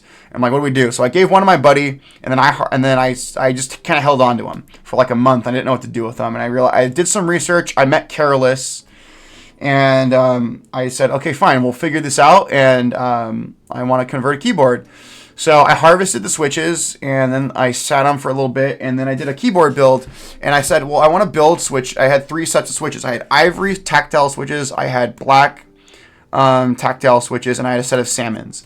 And I said, well, I want to do some modern keyboards with these particular switches to make it kind of special. The switches came from the University of Southern California, and they were probably in like the library or like a professor's office or like a computer lab, like helping students do like work or helping someone write a term paper or a dissertation. So like just kind of imagining where these keyboards were in the rotation at the university is really kind of cool. And I like that story of where the switches came from. The keyboards were kind of useless to me. So one of the builds we put the switches in is my AIO3 Polaris. So this is my AIO3 Polaris. So these switches have been fully restored, fully lubed. These are switches that came from one of the keyboards that I got from USC. Now the other keyboard that got Alps switches from USC, I'll show you my other build. Carefully grab it, is my GeonWorks Frog Mini. This board right here has salmon switches. So these are salmon switches these switches came from the University of Southern California. So these switches have a story. Now the third and final set of switches, I'll show y'all, went into my GeonWorks Frog TKL 8K. So these 3 keyboards of my modern Alps builds are the most special for me because of the story of the switches. Now, these are each 3 of these switches in these boards are very common. You can find these boards on eBay for like under $100. But these switches are sentimental to me because of the story that they have. They came from the University of Southern California, and they again, were in rotation at the school. The president of the club was at the time doing his dissertation at the engineering school, and he works for the school as part of his like on-campus job, and he saved those the keyboards they gave me from the e-waste bin at the university, which is really cool. And the funny thing about the USC Keyboard Club, the president has since graduated, but he still works at USC doing research. And he found another Alps keyboard with later black tactile Alps and an old Dell AT101. So he said he's going to hold on to it for me. And he said next time I'm up near USC, he said we'll meet up and then he'll give me the keyboard. It's just in his office at USC. I'm like, sick. So we're going to get another USC keyboard, and we'll definitely do something with those switches and put them in one of my boards to have another board that was in the rotation. So that's something that's really cool. So, and that just kind of was a gateway drug. And then I met Careless along the way. And when I saw what Careless was doing, those of you who don't know who Careless is, let me go on my screen share. And as I want to show who Careless is, if you don't know who Careless is, it's really cool. What Careless does. So, little plug for Careless. Those of you who are curious about Alps. So those of you who don't know who Careless is, let me go to my Google. Careless runs a website called carolingian.com, and I'm comfortable in saying Careless is the preeminent expert when it comes to putting Alps into modern keyboards. So what Careless is kind of a wizard when it comes to converting keyboards, because one thing with Alps, you need your own plate, your own PCB, to really convert a keyboard. Those are the two core things. They don't take Cherry MX PCBs or Cherry MX plates. So Careless, what he does, he's really, really good at designing Alps plates for modern keyboards, also helping people source parts like switches and keycaps. And he also has his own commission thing that he does on the side. So Careless has he makes a really great TKL PCB. So if you have a TKL that's like H87 or H88, like a GNWorks F18X, a Frog TKL, a Jane, things like that, those are great boards to convert to Alps. And his PCBs kind of drop right into the assemblies. They also have RGB underglow, so you have a PCB bottom, you have RGB, and the boards also have an onboard USB-C, or if you have a board that takes a daughter board, it supports that JST action, which is really cool. But Careless has a ton of amazing parts in his catalog area. So like if you're looking for like different plates, shoot Careless an email or message him on Discord. You can either buy plates in stock from him, or if you want a plate made out of material like steel or aluminum or brass, Careless has a ton of plate files on hand, and he can send you the plate file, and then you can have it made by like Tom over at Hype Keyboards. So there's a ton of stuff that Careless sells. He also sells Matthias switches, which are modern production Alps switches, and he has a ton of plates. And also Careless is a really brilliant with plate design. And if he doesn't have a plate that's been converted to Alps, give Careless some time, and you can send him a plate file of a board you're interested in converting, and he can create an Alps plate from scratch or reverse engineer a plate to make it Alps compatible. So that's a really cool thing about Careless. Also, to kind of look at some of his pre-builts, Careless also has a YouTube channel where he posts sound tests, but Careless, as just a keyboard builder of modern Alps, he is brilliant at what he does. You can kind of see some of the builds that he's done, and on his YouTube channel, he showcases some of his personal builds or builds that he's done for clients. These are all builds that he's done, and Careless has been an influential part in my journey in building Alps, especially in modern keyboards. Now, one thing about Careless, he really specializes in the modern stuff. He really isn't into vintage keyboards, believe it or not. He mainly likes, again, putting Alps into modern keyboards. That's kind of his specialty. So a lot of the boards that I've built, I really built because Careless said that had compatible plates. So that's one thing about Careless. Again, if you want to get into contact, again, either message him on Discord, or again, you can shoot him an email. But that's kind of my plug for Careless, and that's kind of getting me into Alps. Careless is really awesome. So oh yeah, dude, I have a Hippo. You want to see my Alps Hippo? I have one. It's crazy. So, speaking of a crazy Alps build, so here we go. So, I have a Hippo built with Alps. This is my Alps keyboard. So yeah, Tom is amazing. Like Tom, again, he's one of my sponsors. Careless is a friend. Here's my Hippo TKL. Oh, dude, yeah, Jedi Buds, like, if you want to get into Alps, or if you're not comfortable with building Alps yourself, I'd be happy to do a commission for you, and we can definitely talk price. Like, my commissions, I charge the cost of parts, plus a commission fee of between $100 and $200. And the reason I charge that commission fee, Alps are very labor intensive, and they are a lot of work. So that's just the one thing I tell people. Again, I'm going to charge you what the cost of parts are. And then, again, my commission fee on top of that. Because, again, these are going to take several weeks to do. And it's a lot of work. There are hours and hours and hours into each of these builds. But this is a cool board. This is my Hippo TKL. It's built with Alps Cream Linear Alps. These are one of the 3 linear switches that were made in the Alps family of switches. Oh, they're amazing. And these are FK 2001 keycaps from the 1990s. So, and it's built with an aluminum plate. Tom built the plate. Careless designed a PCB and daughter board and plate file for this particular keyboard. So, really, really cool board. And I love it. It's insane. The Hippo TKL is really cool. Jackie just did a polycarbonate run of this. I don't know. And then this was a very small run board. I think the polycarbonate, they did 100 units. And then the original group buy, which is what this is from, they did about 110 units. So there's not a lot of these out in the wild. This is a ridiculous board to manufacture in CNC. And Jackie was dealing with some health issues last year. So I don't think Jackie's going to make any more of these. And I think Jackie wants to move on to other projects. Oh, dude, I love this board. I have 3 Jackie boards. I have a High-Tone 40. I have a Piggy 60. I love Jackie boards. And this board is insane. So, let me just put it off to the side. So, yeah, a lot of cool stuff. That's kind of my Alps journey. And again, Alps kind of inspired me to get into the streaming. Because I kind of found a niche within Alps. Because, like, the thing with the keyboard hobby, especially like the social media space, it's so oversaturated. And a lot of the big creators historically are burnt out. Like, Teja, I know, really blew up during COVID. Teja's kind of taken a step back from, like, content creation. I know, like, people like Andy Wynn, Switch and Click. I know there's still, like, people with staying power, like Hippiotech, who does stuff. I know Alex Odos, like Captain Sterling, are still really big within the space.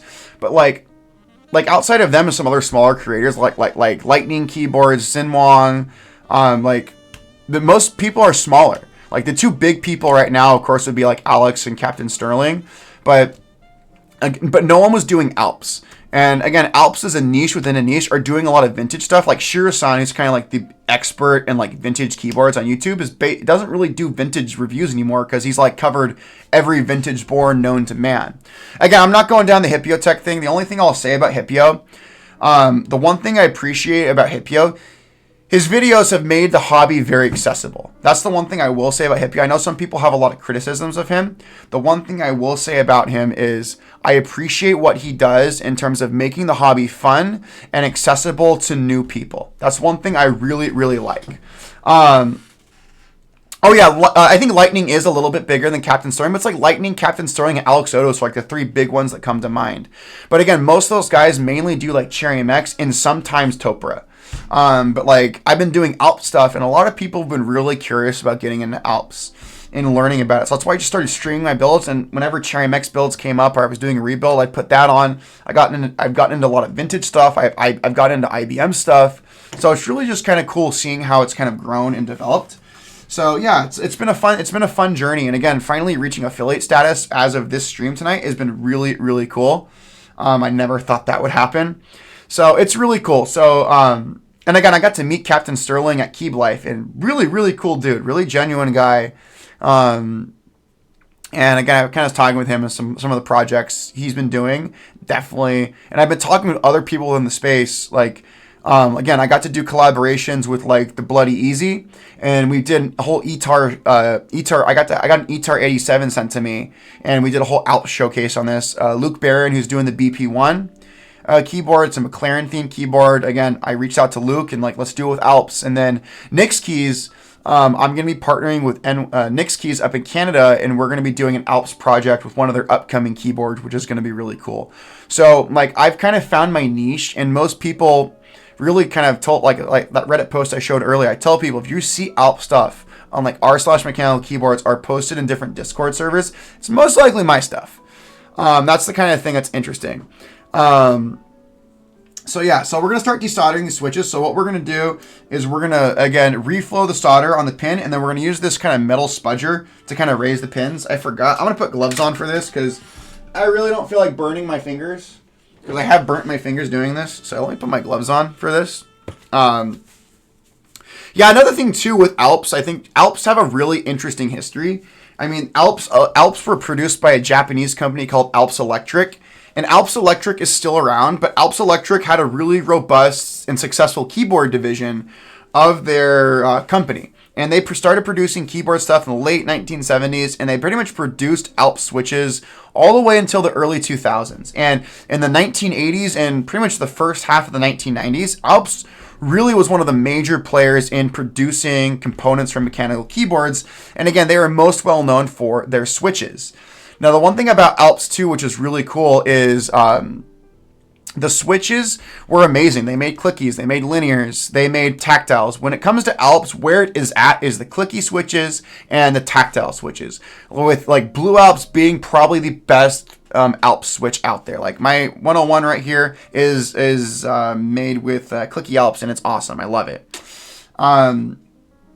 But it's really kind of interesting seeing Alps, and Alps were the direct competitor to Cherry on the keyboard scene back in the day. Like again, Alps had contracts with like some of the biggest tech giants back in the day, like HP, Apple, IBM made computers with Alps switches. You had like Northgate Computer Systems. Like there were a ton of companies using Alps switches over Cherry switches. And again, Cherry still had their big contracts, and Cherry was still making good stuff. But Alps really was probably one of the bigger players in the tech market. But by the time we get to the 1990s, things are starting to change. When you get to the mid to late 90s, there's a shift in productivity, especially towards personal computers. Is back in the day, people who were starting to use computers like the 70s and 80s, a lot of these people grew up using typewriters. Typewriters are really, really loud, very, very clacky, very mechanical. So when people started switching to more mechanical keyboards for personal computers, like you have like the IBM, you have the Model S, which are clacky, they're loud. You have the Alps switches and like the old Cherry switches, which were very, very loud, very tactile switches.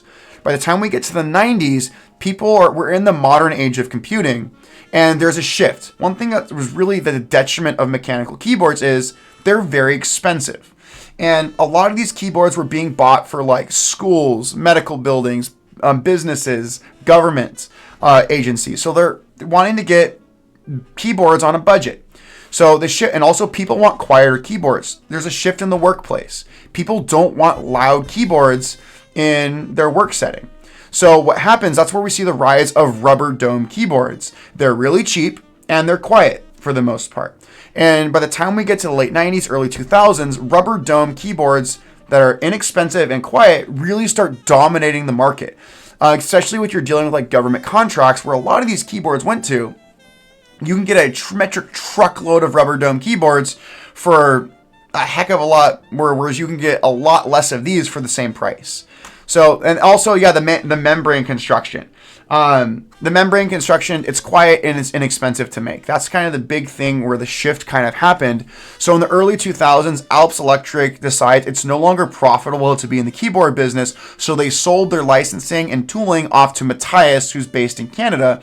And then Matthias kind of took on the role of making Alps switches. And again, Matthias switches, most people kind of agree, they're good, but they're inferior to kind of OG Alps switches, because Matthias switches are based on a later probably the latest generation of Alps switches, which we call simplified switches or SKBM switches. And they're really simplified and they don't feel or sound as good, but they're fine for what they are. And Matthias still produces them, and you can buy new production Matthias Alps switches from their website, and also Careless sells them. So, and again, Alps Electric is still around, but Alps Electric predominantly has exited the consumer space. They haven't been in the consumer electronics business probably over 20 years. Alps Electric predominantly produces stuff for industrial applications and like enterprise applications. So you're not going to see components or stuff made by Alps Electric for consumer electronics anymore. So it's pretty interesting. So yeah, that's just kind of the history of Alps, and that's a really fascinating and cool history. And again, another place to recommend to just kind of check out the history of Alps is Shirosan22 on YouTube. He has an amazing series. He's covered a ton of Alps boards. In each of his videos, he goes over like the history, and Alps switches are his all-time favorite switch, and he has a lot of really good knowledge. And also, if you go to Careless's Discord, let me open up. Let me unlock that and go to Discord again. Like if you go to Careless's Discord, if you go on his website, you can find the link to his Discord. But Careless's website is just amazing. If you go on his Discord server, there are people who are extremely knowledgeable about Alps and vintage stuff, that way more knowledgeable than me. People like Blue Keeps, people like Vala. There's a ton of great users over here in Careless's Discord server. If you want to learn more about Alps, and also find people who are extremely knowledgeable in the world of Alps. There's a lot of really great people within that Discord server. Shiro-san's amazing. He's kind of exited. I'm friends with Shiro-san. And he loves the stuff that I'm doing, but he's kind of moved on to like modern keyboard reviews, because again, he's reviewed literally like every vintage keyboard possible. So there's nothing really else for him to say in the conversation of just vintage keyboards. So that's why he's kind of moved on to modern stuff in his videos. But again, he's still a great resource and his videos. And again, he's been on YouTube for a long time. So, all right, folks, enough of me rambling. Let's start desoldering these damn things. That's enough like keyboard story time. So let's start desoldering these puppies. So again, I got my gloves on so I don't burn my freaking fingers off. And we're gonna reflow the solder, and we're using this little metal spudger. Come on, soldering iron. So, and we are just lifting these switches up.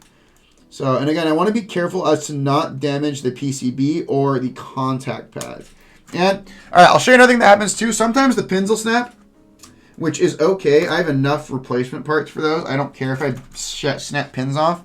The main thing is just getting the pins vertical so I can vacuum the solder away and then get this stuff going. So let's go over to our numpad, our navigation cluster, and we'll start bending these pins up. So, okay, let's reflow this solder. And there we go. Awesome.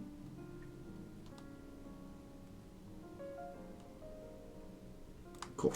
Yeah, we're just, again, this is a very slow process. But once we get these going, it is pretty good. What's up, Special K-Tat? Oh, we got Raiders. What's up? What's up, Mikey? What is up, Mikey? It's a good time. Thank you for so much. Hey, man, we're essentially what we're showcasing here is we have an old Apple extended keyboard from 1989, and I'm just kind of showing people how to tear down these keyboards in preparation for restoration. So we're not harvesting these switches for like a modern keyboard build. I am essentially tearing down this keyboard so we can fully clean and restore all of the individual components. So right now, so we've desoldered most of the switches. Right now, what we're doing is we are on these old Alps keyboards, when they soldered these switches in, some of the pins on the certain switches, they would bend those pins down. Desoldering those pins and removing them safely without damaging the contact pads on the PCB is a very delicate operation. So essentially what we're doing is we are heating up the solder joint of where the pins are, and we're carefully bending the pins up back into their 90-degree vertical orientation, and then we'll come back with a solder sucker and suck off that solder, and then we can remove the pins. It's slow work. It's not as quick as removing the non-bent pins, but it's a slow process. And the one thing I try to tell people is try and do this showcase tonight is just show people that like restoring these boards isn't hard. It's just takes time, patience, and just kind of have to go slow because you don't want to damage this stuff. So like that's why I'm never in a rush with Alps. And when I do Alps builds, whether it be like a restoration or like a vintage build, like it's going to take several weeks to do. So that's the kind of the interesting thing with it. So, which is really cool. But yeah, friends, welcome. Another thing too, I just want to say, as of tonight's stream, I will officially qualify for the affiliate program under Twitch. So that's really exciting. Again, we've been streaming for about 6 months. Again, I never got into this with the intention of trying to get monetized or try to being like a Teja. That's not my intention. I just want to do this to share information and inspire people to get into this hobby. So, again, is being an affiliate gonna, and that's tiny monetization gonna pay my bills and replace my day job? Hell no. And do I ever plan to quit my day job for this? No, never. But that's really cool, and I want to thank everyone who pops in and out or is subscribed to either us on Twitch, any of my socials, like helping make that possible. It's everyone who pops in, chats, watches, helps make that possible. So huge thank you to everyone. Again, because that's very much a team effort of the people who choose to kind of be here. So that's something that is really awesome. So, all right. Got those pins desoldered. We got a couple pins right here we got to orient the board around. So we're just kind of working our way, warming up. Snapped another pin off. It's okay. We're okay. All right. Let's go to the other portions of the board and let's get these other pins desoldered. So we're kind of working our way around. So there's 24 pins on here that have they're bent. The thing that's interesting with these boards, there's no real rhyme or reason as to how or why they did this, because some people there's no definitive answer. Some people say it's to prevent shorting. One thing about Alps switches, the pins are really, really long, even for vintage boards. So again, they may have done it for shorting, but I really don't know why they did it. And it's also very random. No two vintage boards, even if they're the same exact model, have the same set of pins that are bent. So it's a really, really weird thing how they did it. I think it was just completely random. And also I've had boards where like only a handful of pins are bent. No pins are bent. Or, oh yeah, that's another cool thing too. Blue Keeps brings up a really good point with Alps. Say we weren't going to desolder these switches. You can actually open up these switches and clean them out and service them and even lube them without ever desoldering the contact pins from the PCB. So that's a really nice feature that, again, is not present on Cherry MX switches. So like if you wanted to, like, say you have a bunch of Cherry MX switches soldered into a keyboard, if you wanted to lube those switches, you got to remove those switches or like work on those switches. Whereas these switches, if you want to work on them and you don't want to desolder them, you just remove the top housings, and that's really cool. So that's a really cool thing. Another thing that's interesting about Alps too, they're very susceptible to dirt, grime, and dust. Just as the nature of their design, they have a very open design, especially with that slider. So dirt and crap gets into them very easily. And Alps are great when they're great, but when they're really dirty, they are freaking horrible. So that's the other thing with Alps. They're a lot of work. But I love working with them, friends. So we are just slowly working our way around the board, getting these. Oh, snapped another pin off. That's okay. That's fine. We're okay. Yeah, so we're just getting slowly getting this solder reflowed. Well, snapped another pin off. That's fine. I have a bunch of these switch plates, so I really don't care. I literally just want to get these. I just don't want to. I just care about not damaging the PCB, because I don't have extras of these PCBs.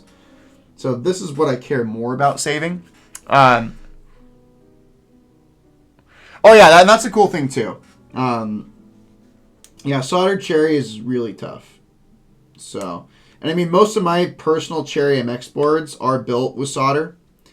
There's nothing to, if you get into Alps, like solder is the only way to go. So that's kind of the interesting thing there. So let's get that. Come on, people. Why are you not heating up? There we go. So, yeah, we're just kind of heating up all that solder. Cool. We're working our way around. We're almost there. Got a couple in the main cluster, and then we'll move on to our F row, which is really nice. And then we'll get it going.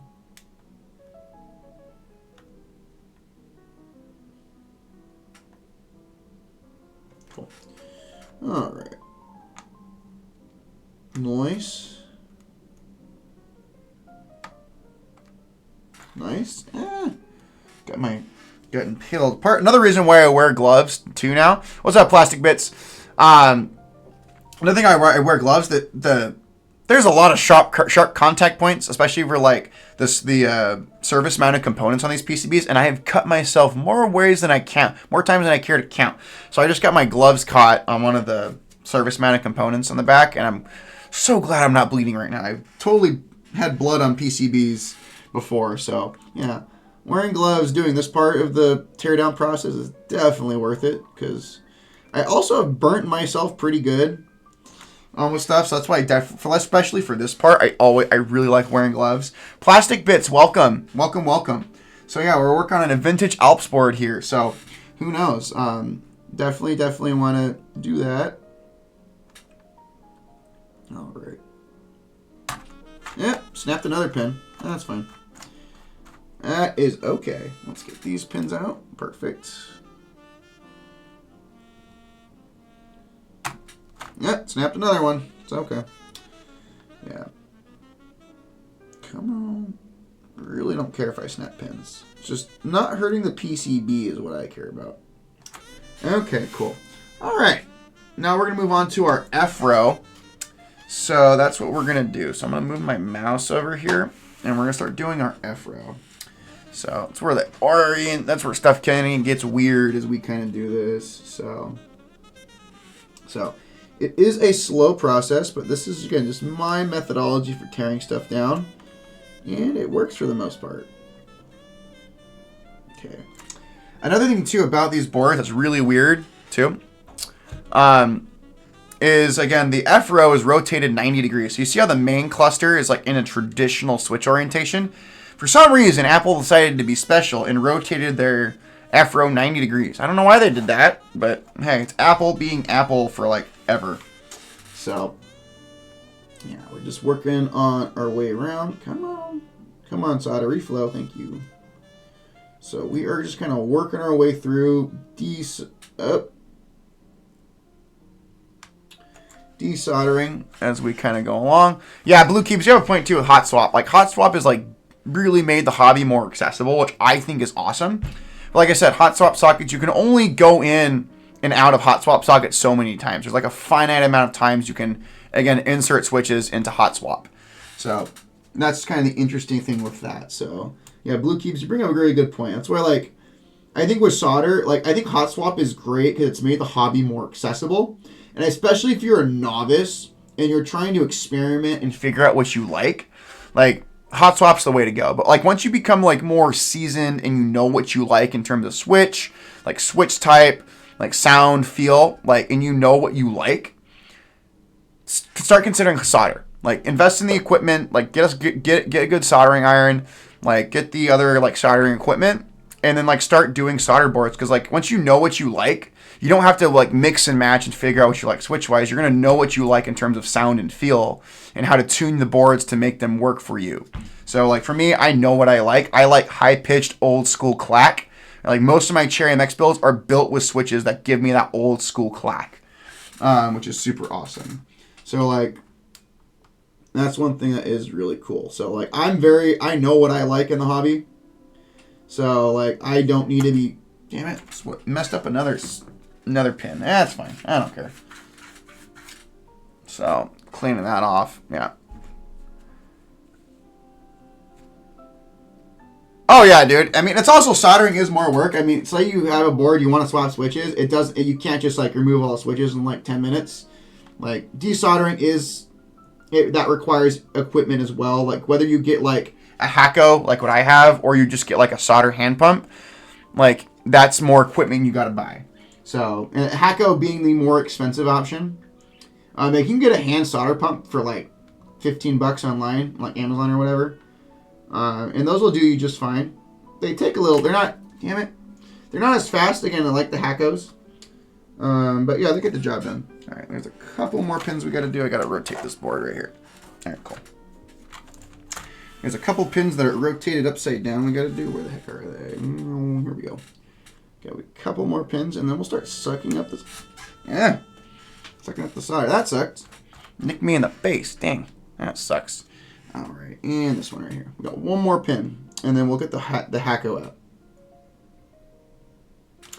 All right. Oh, dang it! I forgot one set right here. It's okay.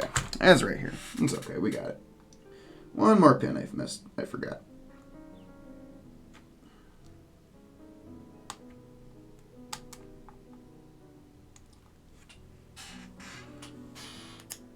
All right. Cool. I think we're good. Let's double check. I got all the pins that we needed, and we're good. All right, cool. All right, we're done with the soldering iron. So I'll put that away. Let's power that down. Let's get our Hacko out, and we'll kind of go from there. So let's put that to the side. Ah, darn, give me a second. Let's grab the Hacko. There we go. And we should be good to go. So let's fire this puppy up. And we're good. So let that red light heat up, and we'll get the Hacko desoldered. I'm going to keep my gloves on because, again, I've also burned myself pretty good. I'll show you guys a scar I have on my hand, on my knuckle on my left hand. I got pretty bad from the Hacko. So there's these 2 marks right here are from the Hacko burns. So yeah, be very careful, folks, when you're soldering or working with a Hacko. Like, be careful. I got these scars till the end of time on my knuckles. That sucked. Oh yeah, Blue Keeps. I got myself pretty good right there. Yeah, be careful. So yeah, there was I'll show you another thing on my hand. It's not a scar, but like I mean, part of why I wear gloves, especially working with the Hacko.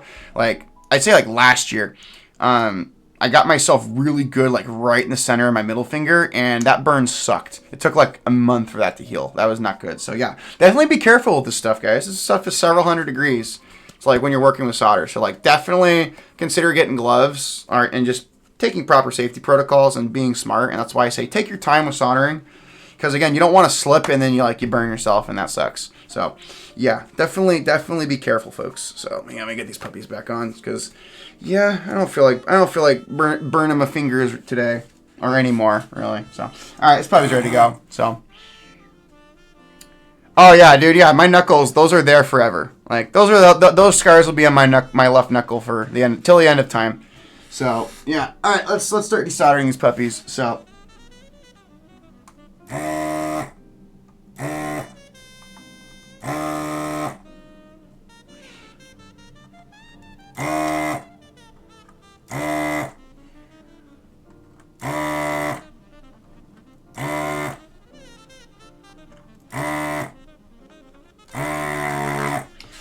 Doing our F-row keys.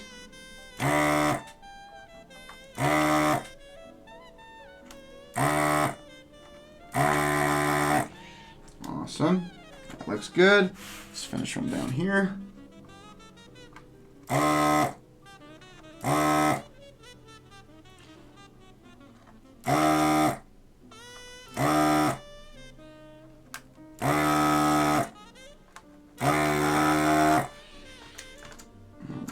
Going good. Yeah, we got the hard part of the teardown done. Again, dealing with bent pins is always the part that's a pain in the ass. So now that we got that done, we're chilling. So yeah.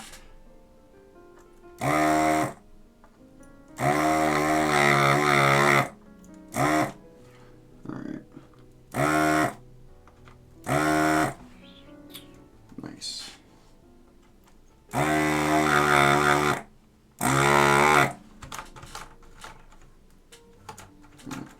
Almost there. Good times. Yeah, so it's almost there. Yeah, we're just working our way around.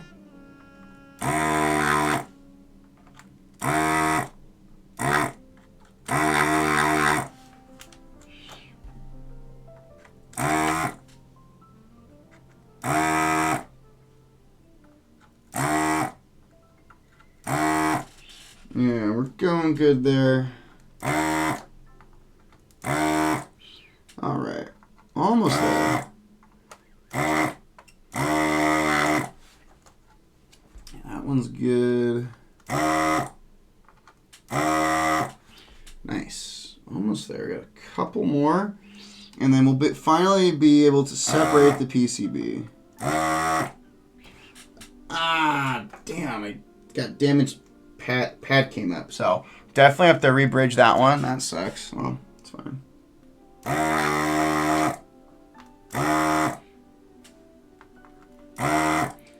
See the damage on that pad once we get these switches out. All right, I think that's all of them. All right, cool.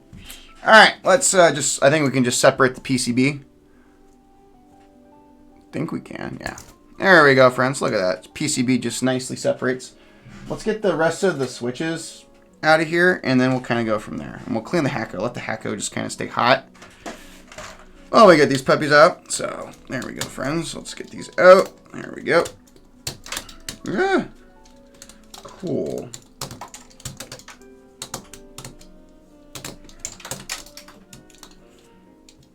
And there we go. Cool. All right. Let's put that to the side for a second. Let's get these switches. Put my little cup here. Yeah, this plate looks pristine. I'm gonna wipe all the dust off and see if we need to refinish it. I don't think we're gonna have to refinish this one, which I am really stoked about because I hate I'll be completely honest. The part of restoration I hate is refinishing plates because it's so easy to screw up, and I've screwed it up more. I can't tell you how many times I had to refinish certain plates. So yeah, let's take these gloves off. We're pretty much done with the Hacko. But yeah, let's take a look at this plate and PCB. Let's take a look at the plate. Let me get a rag really quick and let's wipe this puppy off and let's see how clean this is. Like if there's no real rust on here, I might just like wash this off and just see. Oh my, yeah, this plate's amazing. Holy cow, I might not even refinish this. We'll see.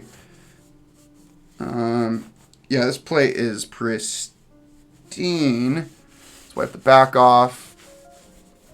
Yeah, let's just get the rest of this dust and grime off. There's a little bit of rust.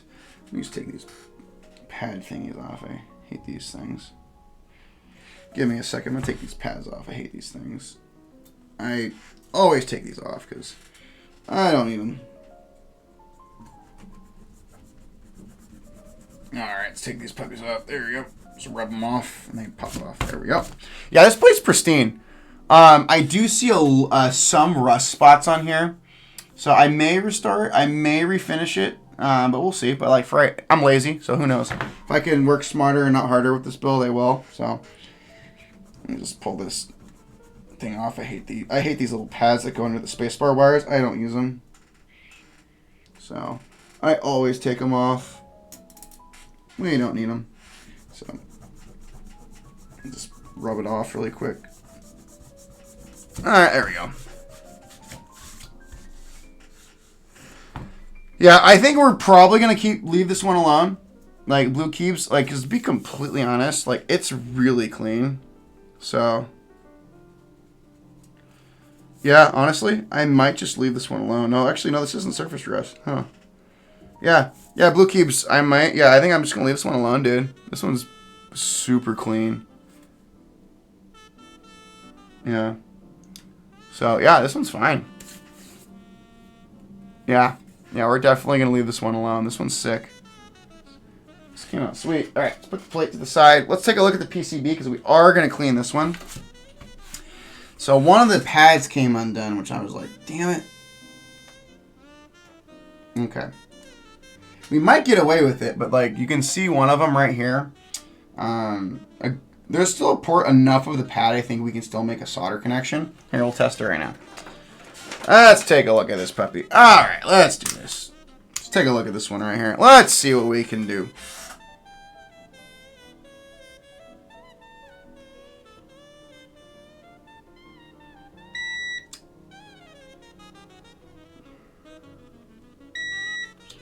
Okay, that's good.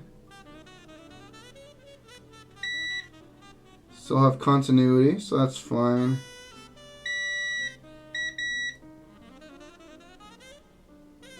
Yeah, I think we're fine. Alright. Yeah, the pad's still partially there, so I think we're good. That was the only pad that came up. I'm trying to see if we have any other pads that kind of got detached or what have you. I think we're good, so that's really nice. Let me check this one over here.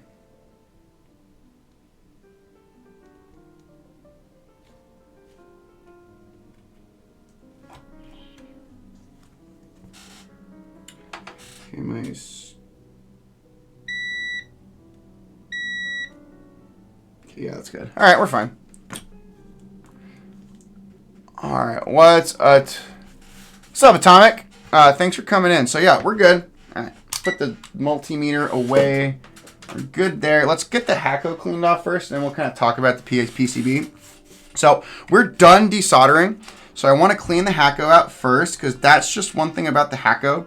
It is a very sensitive tool. One thing about the Hacko, if you're going to get into desoldering and you want a automatic like desoldering gun or like machine, a Hacko FR301 is the only tool I recommend. The only thing about it, it's really expensive. This thing's like $300, and it's a very high maintenance machine.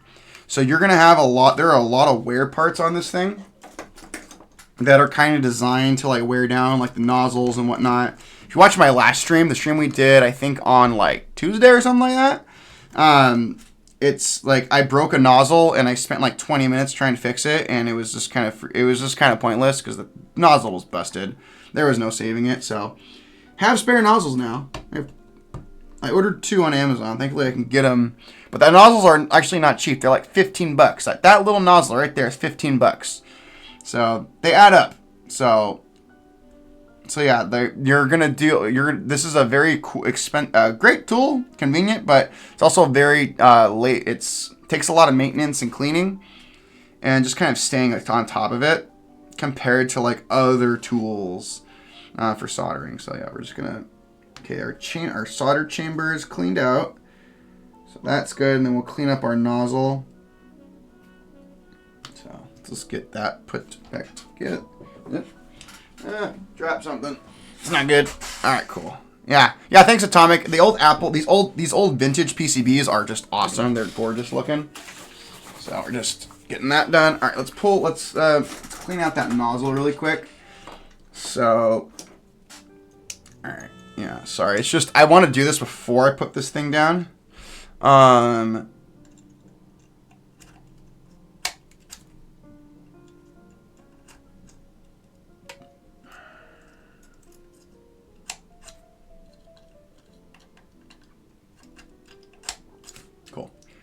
Cleaning that out, that's good.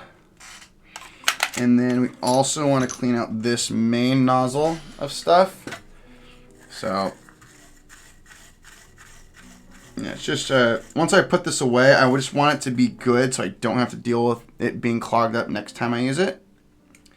So, yeah, when you use this tool, you definitely want to make sure when you're done with it, clean it thoroughly. Because once this solder kind of hardens up, especially in this kind of tube right here, because this is where it sucks, this is what heats up and sucks the solder into like the little solder chamber. Again, if you have solder that builds up in here, I've broken one of these, and because it got stuck, I didn't clean it, and it got stuck full of solder, and it's a nightmare getting it cleaned out. And sometimes it's just better just to buy a new one, a new tube. So.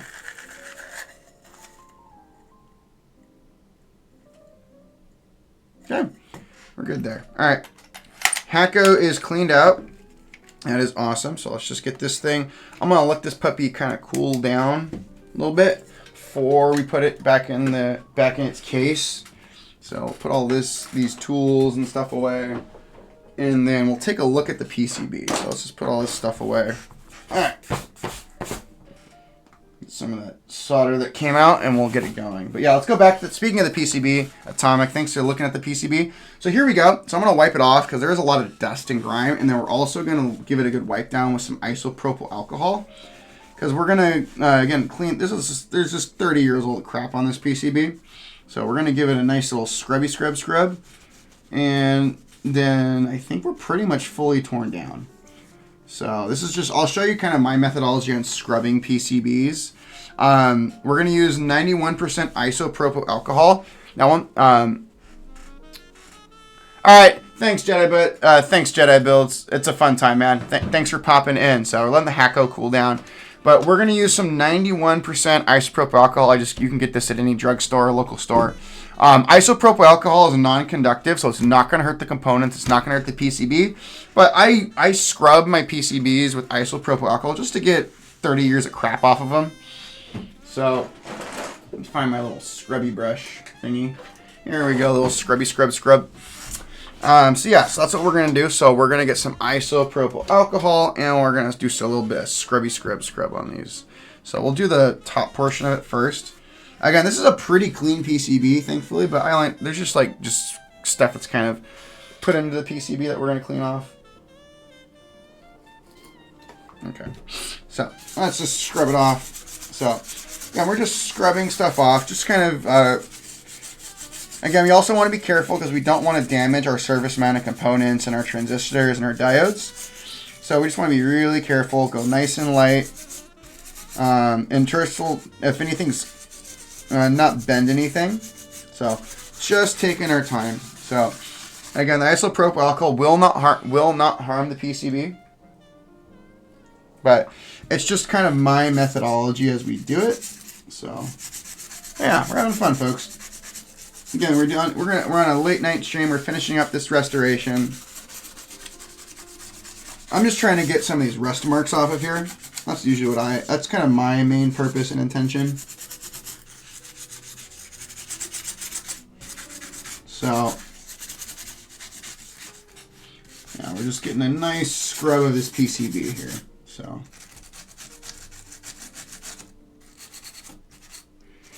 and like I said, folks, this is non-conductive, so this does not harm the PCB.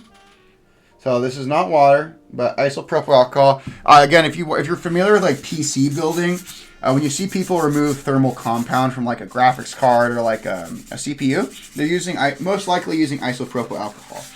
So this is perfectly safe for electronics. And now our PCB looks a lot cleaner. So get my rag and just kind of dry everything off. Isopropyl alcohol does dry off, which is nice, but sometimes you don't properly like wipe it off. It'll leave like a sticky residue. So you want to make sure that you just kind of carefully like wipe it down. And then, yeah, just like kind of go over it, wipe it down, still be careful. But yeah, now this side of the PCB is looking a lot nicer. And it still works, which is really nice. So yeah. Yeah, there we go. That's the way we clean up that side. So now that is a lot cleaner and a lot prettier.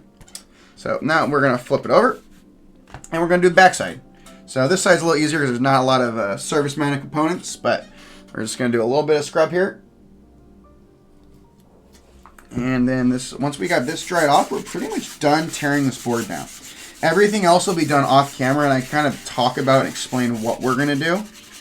So let me just get everything kind of scrubbed down.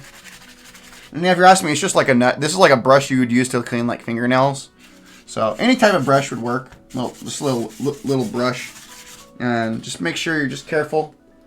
These bristles aren't going to harm the PCB, thankfully. So because you wouldn't want to use like metal bristles because that would like completely destroy your PCB.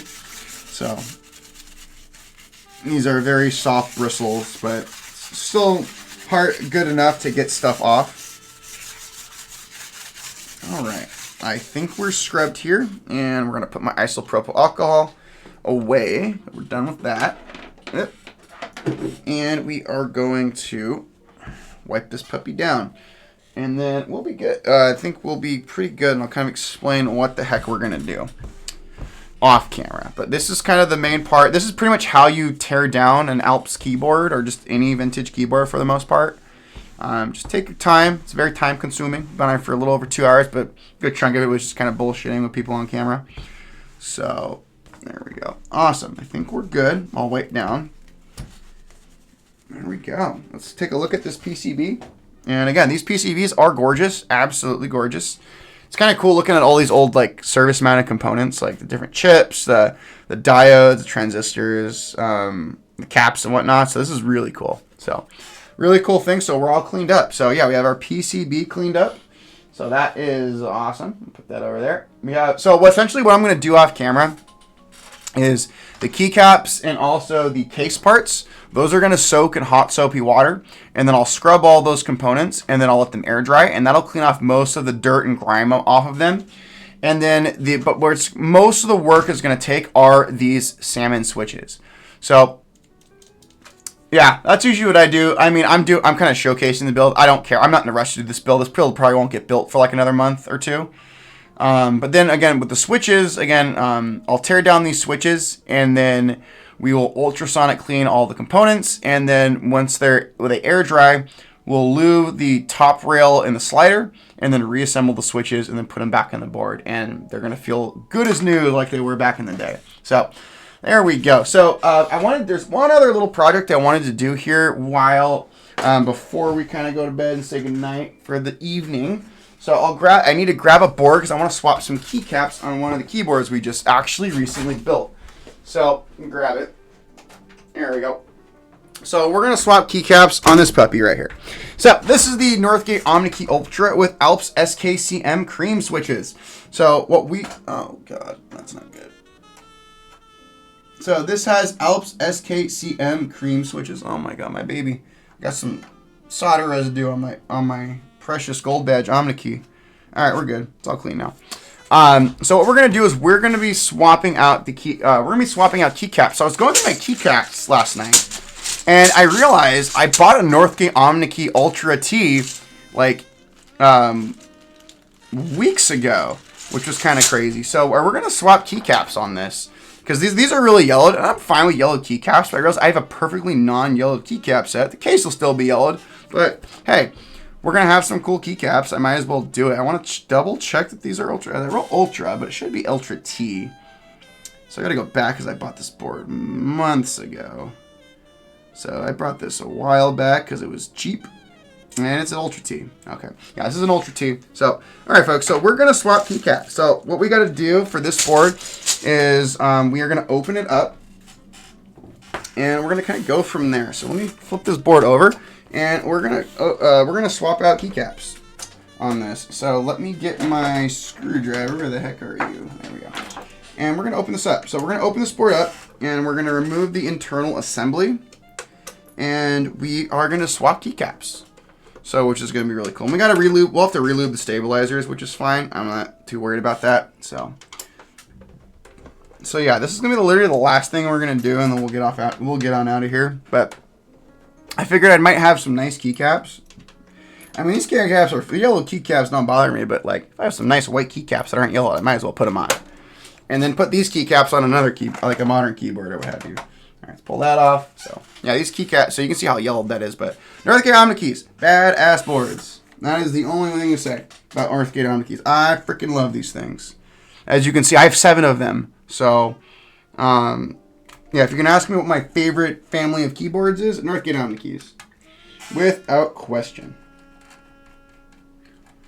So we're just pulling them out. So Northgate OmniKeys are bottom-mounted keyboards, which is really cool.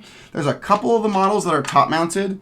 My 101i and then my Gold Badge OmniKey 102 are top-mount. But all of them else are bottom-mounted. So you just place, there are these standoffs on the bottom of the case. And you place the plate and PCB and switch assembly down. And then you screw it down.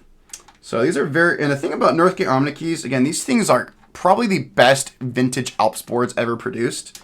I freaking love these things, like, to pieces. They're awesome.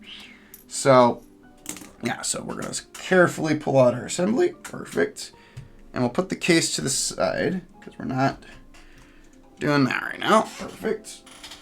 And, yeah, so let's get this puppy out here. And there we go. Cool. Look at that. Look at that. So let's get this going. So yeah, we're gonna start pulling off keycaps as the Hacko is cooled down. Put that to the side. We're done with that tool for now.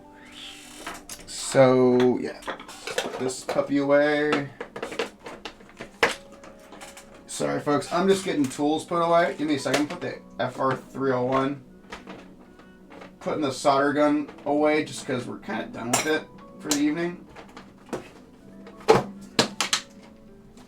Alright. Also put some pliers away too because we're done with those.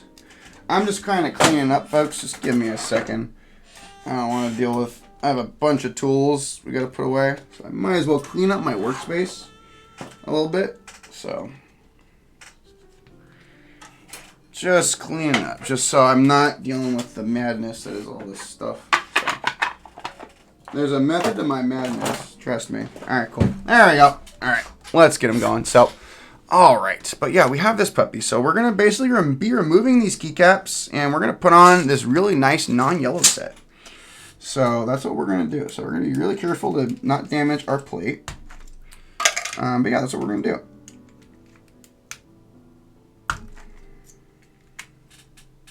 So, yeah, we're going to just take our time, and this is what we're going to do. So we're just going to put some new keycaps on this puppy. So this is a really cool board. This is like the younger brother to the Northgate OmniKey Ultra, which I built with Ambers, by the way. And here's the funny thing, like this Northgate OmniKey project. So I discovered Northgate OmniKeys by watching Shirasan videos, and I got one, and I just kind of fell in love with it. I got this gold badge for cheap. It was like $80. I got this. This is a really expensive keyboard. I got it for cheap. It was just a good deal. And I've got it, and I wasn't planning on getting it, and I fell in love with it. And I said, well, might as well just collect them.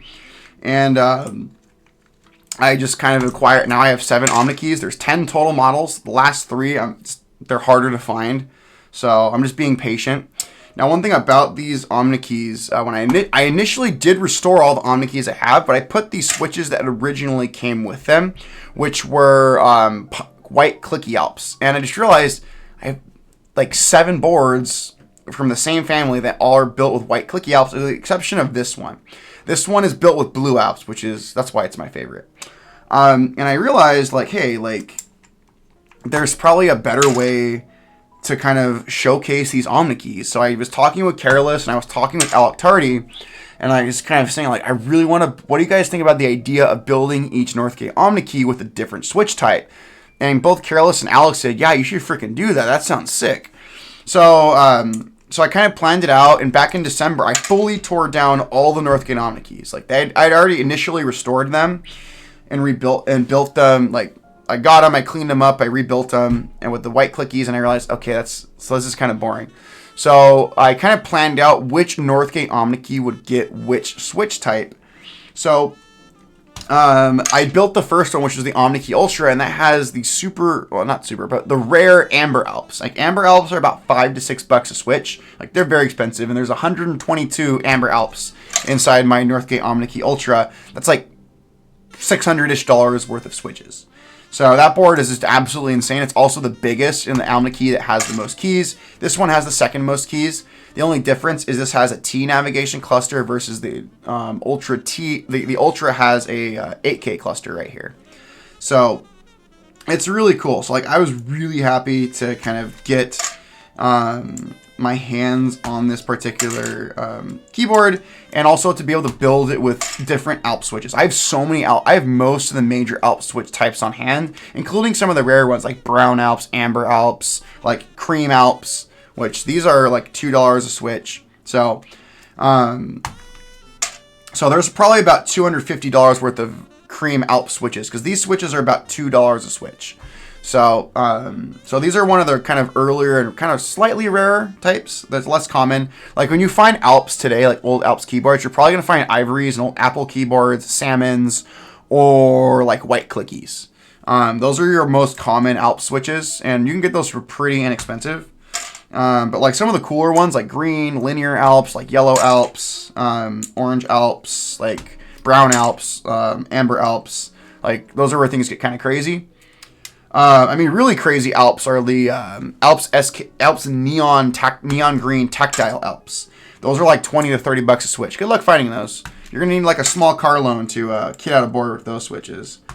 It's just kind of insane trying to track those switches down. Like, those switches have all been bought up, and people who have them are just paying absurd and ungodly amounts of money for those switches.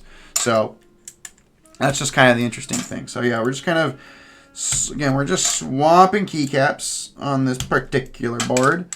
Hello. And then, yeah, it's going to be a combination of nice white keycaps with a yellowed top case. So there we go. So yeah, just kind of doing it. Yeah, this board right here, I took this to work yesterday, and this board is awesome. Like, these cream tactile Alps are awesome. So I got these cream tactiles from Careless, so they're amazing. I love them. So yeah, I wanted to put like my 2 coolest Alp switches and my 2 biggest OmniKeys, but the kind of goal is every Northgate OmniKey will have a different switch. So the OmniKey Plus got green linear Alps. My OmniKey 102 is getting black tactile Alps. My OmniKey 101 is getting orange Alps. And then my 101N OmniKey is getting ivory Alps. Of course, the gold badge originally came with blue Alps. So this one's only going to get blue Alps. and this one has the cream Alps. And then there's a model called the 101i and the 101p, and then there's another variant of the OmniKey 102. So my plan is to put salmon Alps in the 101i, brown Alps in the OmniKey 101p, and then either cream linear or yellow linear Alps in my OmniKey the OmniKey 102.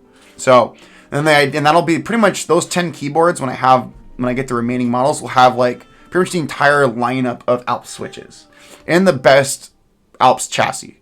Again, most people who are into Alps pretty much agree that like Northgate OmniKeys were probably the best built vintage Alps boards. Are they the rarest and most expensive? No, they're not. But they're one of the best vintage Alps boards you can get. So that's the one thing that's really nice about them. So, there we go. Yeah, some of these switches are really tight. We'll do our stabilized caps last, because those are a little bit of a pain in the butt. And we got to be careful pulling them out. There we go. So, yeah, I got that one. Pull out the rest of the F column. And then, yeah, we're going to kind of go from there. So, yeah, this is a really cool board. And I figured I might as well just swap the keycaps. Because, yeah, it's a fun board, for sure. Fun board. Yeah, these keycaps, I forgot I had them.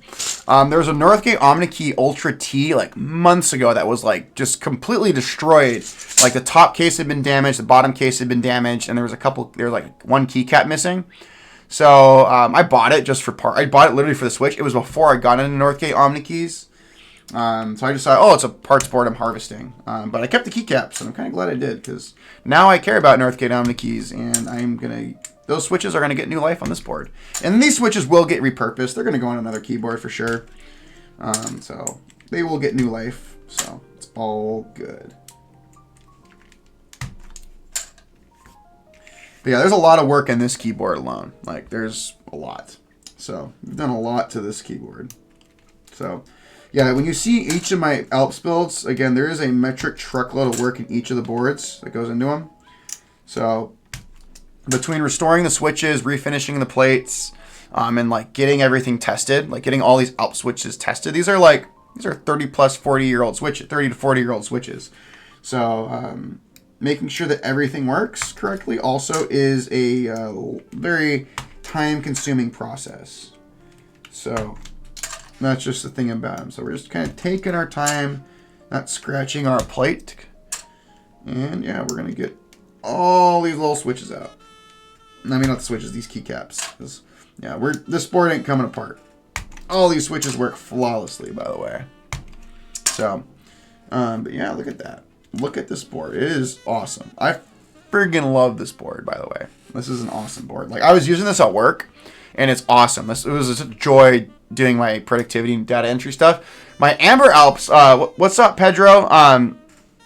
Thanks for popping in. Again, we just tore down an Apple extended keyboard from the 1980s. So we tore this puppy down. So we did a showcase of stream. The if you want to see that, you can either rewind on Twitch or the VOD will be probably up on YouTube, probably like sometime later tonight. I'm gonna go to bed. When I go to bed, I'll set the render. I'll just let it upload to YouTube and render. So that'll probably take a better part of the night because my internet sucks. But what we're doing now, this is a board we built earlier this week on stream. This is my Northgate OmniKey Ultra T with Alps SKCM Cream tactile switches. These switches are from like the late 70s, early 1980s.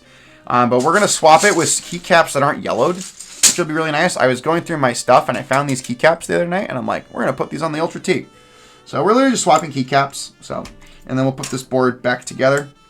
And then maybe we definitely showcase the rest of the Northgate OmniKeys before we get on out of here. So, because again, it's such a cool project. The OmniKey project is different. So Alps are very different. So Alps are mechanical switch. So they're more closely related to like Cherry MX switches. They're still kind of different. As you can see, these switches, they are a mechanical switch. So they have a spring, they have the colored parts of the slider, they have a top housing, they have a bottom housing, they have a switch plate. Because again, there are, like Cherry MX switches, there are pins that you solder into the bottom of the keyboard. So they're more closely related to Cherry MX than anything. But Alps were the direct competitor to Cherry MX in the 1980s and like the first half of the 1990s. So they're made by a Japanese company called Alps Electric.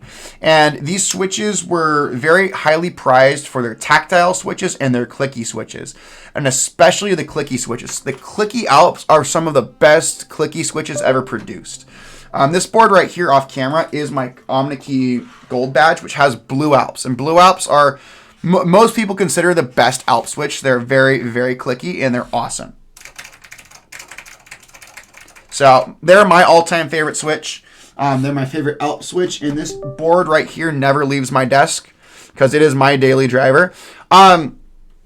I'd say it's similar to Hall Effect. Now, Hall Effect is weird because Hall Effect's really old tech, believe it or not. Hall Effect's from like the 1960s. Oh, yeah. So Northgate OmniKey, Alps are no longer made. Alps switches stopped being manufactured in the early 2000s. So most of these like vintage keyboards and like the best Alps switches were made in the 1980s and 1990s. And they were the direct competitor to Cherry MX back in the day. Alps had like made keyboards and switches and parts for some of the biggest, like the giants of tech back in the day, like IBM, Apple, HP, to name a few. Like their switches were in some of the biggest people and companies within tech back in the day. And now with Alps, to get them, you have to get them from old keyboards, and Alps are I describe them as a labor of love. They are a metric crap load of work. So just be aware, like what you're getting yourself into. You have to, if you want to like either restore a board or harvest the switches, like so desoldered switches to put them in a modern keyboard, it's a lot of work. You're looking at a metric truckload of work. And Alps have a very distinct sound profile, old school clack, and they're extremely loud. You're not going to get a deep, thocky Alps build, and you're not going to get a silent Alps build. They're very loud, and they're very clacky, and they're very old school in their sound and feel. That is just how Alps are. So that's just kind of what you get with Alps. So, and again, I've just kind of, if you see Alp stuff on like Reddit or Discord, heck, even some stuff on like YouTube and Twitch, it's most likely me. I got into Alps in March of last year, and it's just kind of taken off and blown up, and I've kind of found my niche within like the keyboard hobby. And I've gotten the opportunity to like review boards with the expressed intention of like building them with Alps and showcasing what you can do with Alps. And I have some, so it's really interesting. They're really interesting boards. In just switch type. Yeah, but I recommend people get into Alps. I'm not saying you have to like go as insane into Alps like I do. But like I think everyone should have an Alps board in their collection, whether it be a modern board you like convert to Alps or like having a vintage board.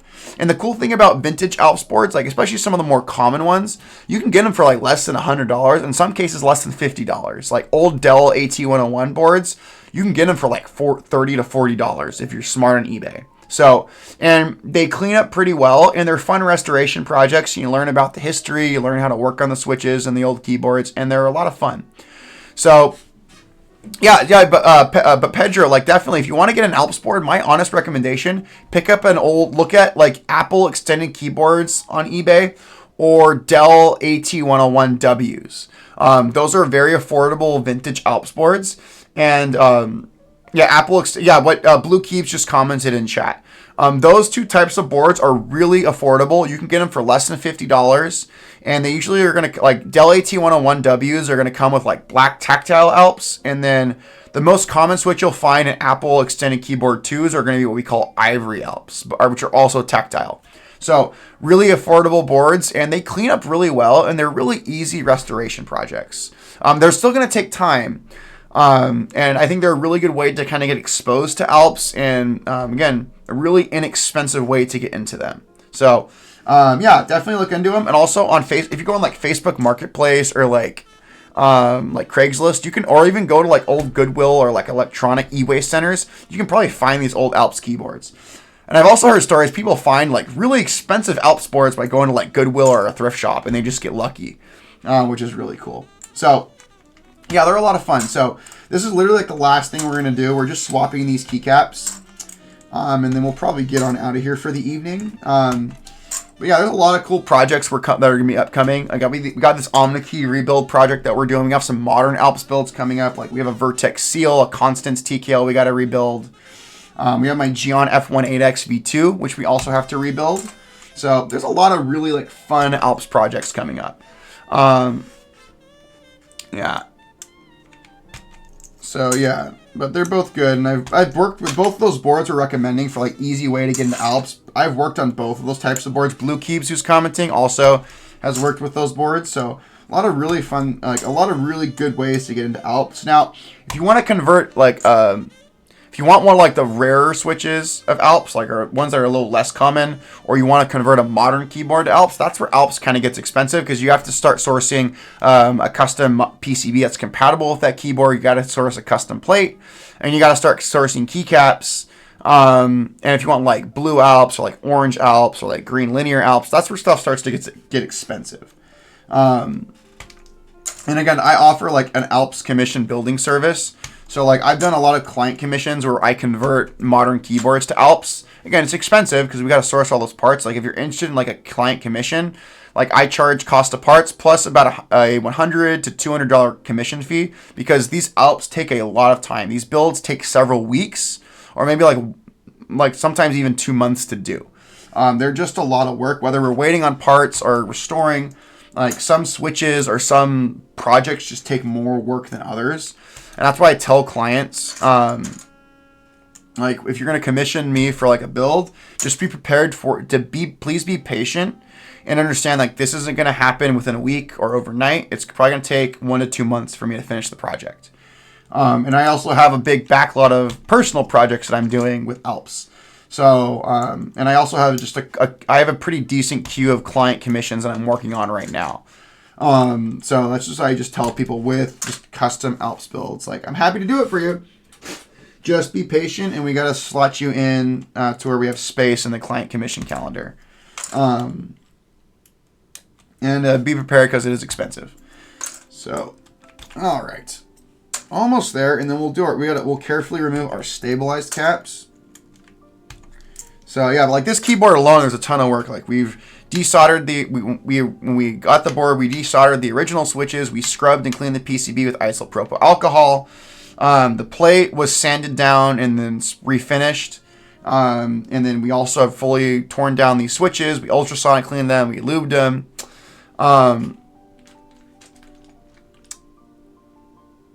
Yeah, Alps are pretty daunting. That's why I tell people they're a lot of work. That's why I found a pretty cool little side gig doing client commissions. But it's also really cool helping people do their own Alps builds. Like again, I showed a user on Reddit today who gave me a shout out because literally their first ever keyboard build was an Alps build. And they posted it on Reddit today at r/mechanical keyboards, and they gave me a shout out because I tell people if you see Alps stuff online in the keyboard space, it's most likely me. And that's just like if you're on like any of the keyboard Discord servers, r/mechanical keyboards, you see stuff on like Twitch or YouTube, it's most likely my stuff. Especially being posted now. And it really just kind of made my day seeing that user like give me a shout out and say like I was one of the people who helped inspire them and helped them learn how to do an Alps build. All by themselves too. I was really kind of impressed and proud of that person. It was awesome.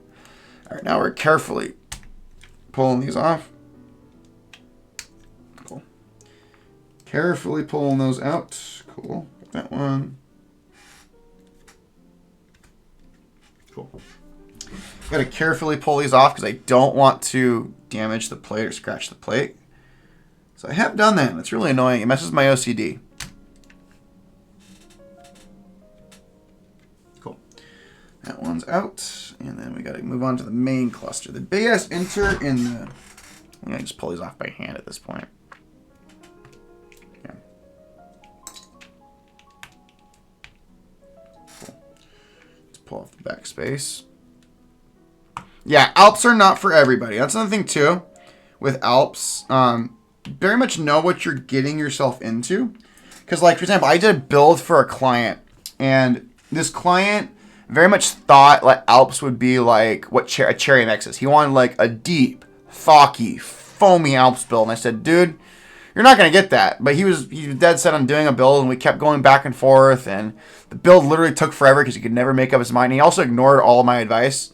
and what I had to say, pretty much. But hey, he paid me, and I got paid. And then he gets the build, and he hates it. And he said, "Hey, man, can you like rebuild it?" And I ignored him, dude. I'm like, dude, it was such a nightmare working with you. I don't want to work with you again, with all due respect. And then, like, I see, like, 3 or 4 weeks later, someone on Discord messages me, and he said, "Hey, dude, one of your commissions is up for sale." And I look at it, I'm like, "Oh, it's that guy." Yeah, it was just, yeah, it was not fun working with that client. Like, not that he was, like, a jerk. It was just, like, I don't think he really understood what Alps actually are. And again, that's why I tell people, like, don't go the super expensive route with Alps. And like I tell people, that's why I say, like, start out with some of the affordable vintage boards and restore one of those, like, clean it up and have fun, learn that and have fun with that. And then if you hate Alps, then just resell it on eBay. You're only in it like $50. And then, yeah. All right, got that one off. Perfect. So yeah, that's why I just tell people, like, very much know what you're getting yourself into, and also just acknowledge, because again, Alps can be very expensive. I tell people, like, you think Cherry MX is expensive? Wait till you get into like custom Topra and like custom Alps. Like, that's where the hobby gets absurdly expensive. Let's pull this big ass enter off now.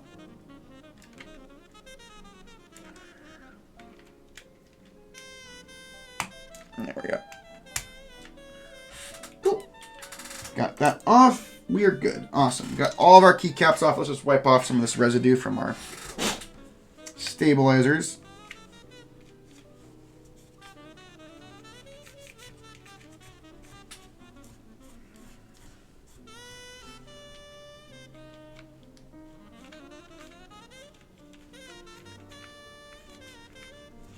Just wiping all this residue.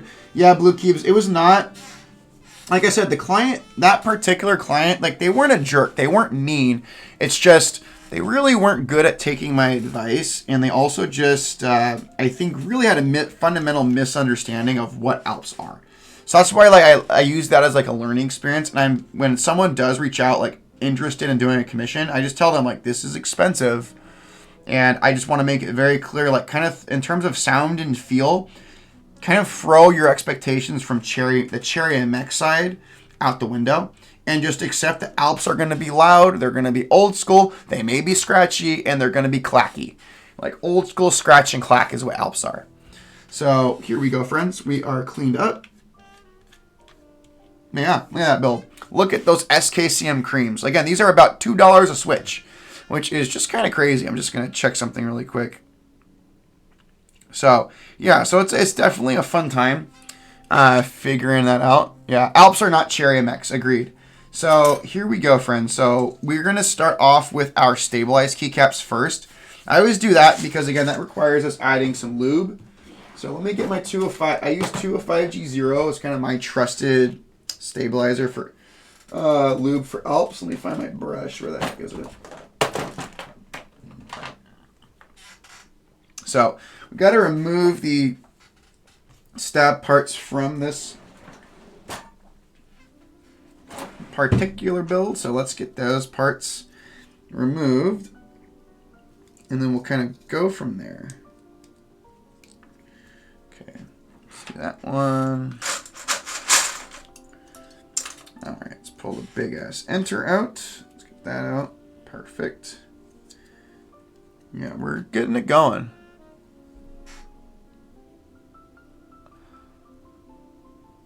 Yeah, they are rarer. I have SKCL creams.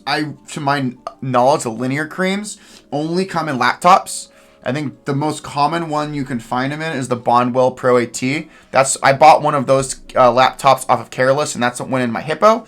And then these are found in like old typewriters, and then like the HP Vectra laptop.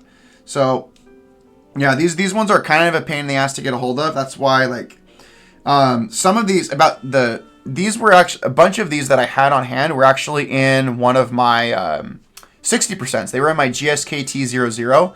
And when I knew I wanted to put this switch type in my OmniKeys, I had to gut my GSKT00, which was built with SKCM cream tactiles and also IBM 5140 keycaps. So that board is currently in pieces. I need more SKCM creams because I do want to build that board back with SKCM creams. But for right now, it's going to be unbuilt. Yeah, they're both rare. The linear ones are rare, and the weird thing, the linear ones have the white switch plates. These have the gray switch plates. So that's another kind of interesting thing about these particular boards. So, yeah, so we're just getting these puppies lubed up. We're taking all the stab parts off, which is nice, and we'll get stuff kind of wiped down and then prepped to go back in this new set of keycaps. So backspace, get these puppies lubed up. All right. Perfect. And then this one. Perfect. All right, keycaps are removed. That's good. Let's start wiping these off. I just want to get the old lube off. I literally lubed these earlier this week, but yeah. Dude, so the two switches I gave up, SKCL Browns. Dude, I wanted SKCL Browns, but dude, they're such a pain in the butt to get a hold of, and they only were ever in the Asian market, to my knowledge. So I think those were one of the Gold Star Alps that were produced for Gold Star. So like I can't find them. So I gave up. That was a switch I wanted. I gave up on neon greens pretty early on, but like SKCM Browns, yeah, good luck. I gave up on those switches a while ago. And like also like SKCL Ambers. I know also like the striped ambers also like unobtainium.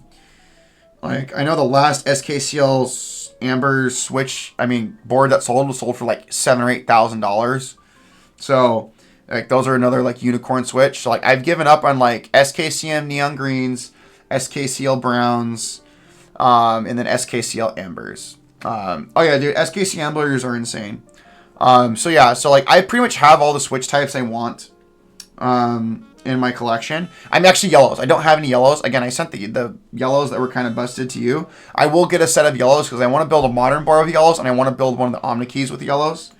So, but like I said, I'm not in a rush to get yellows. Again, I need about 200 SKCL yellow switches. So when that time comes, I'll probably reach out. I know Careless and Alec have a pretty decent stock, and I also have someone in South Korea who has access to someone who has a truckload of SKCL yellows. So I'm not in the rush to get them. When I get them, I will need about 200 of them. So, but again, that is a future problem. So let me just wipe stuff down here really quick. There we go. Awesome. There we go. Cool.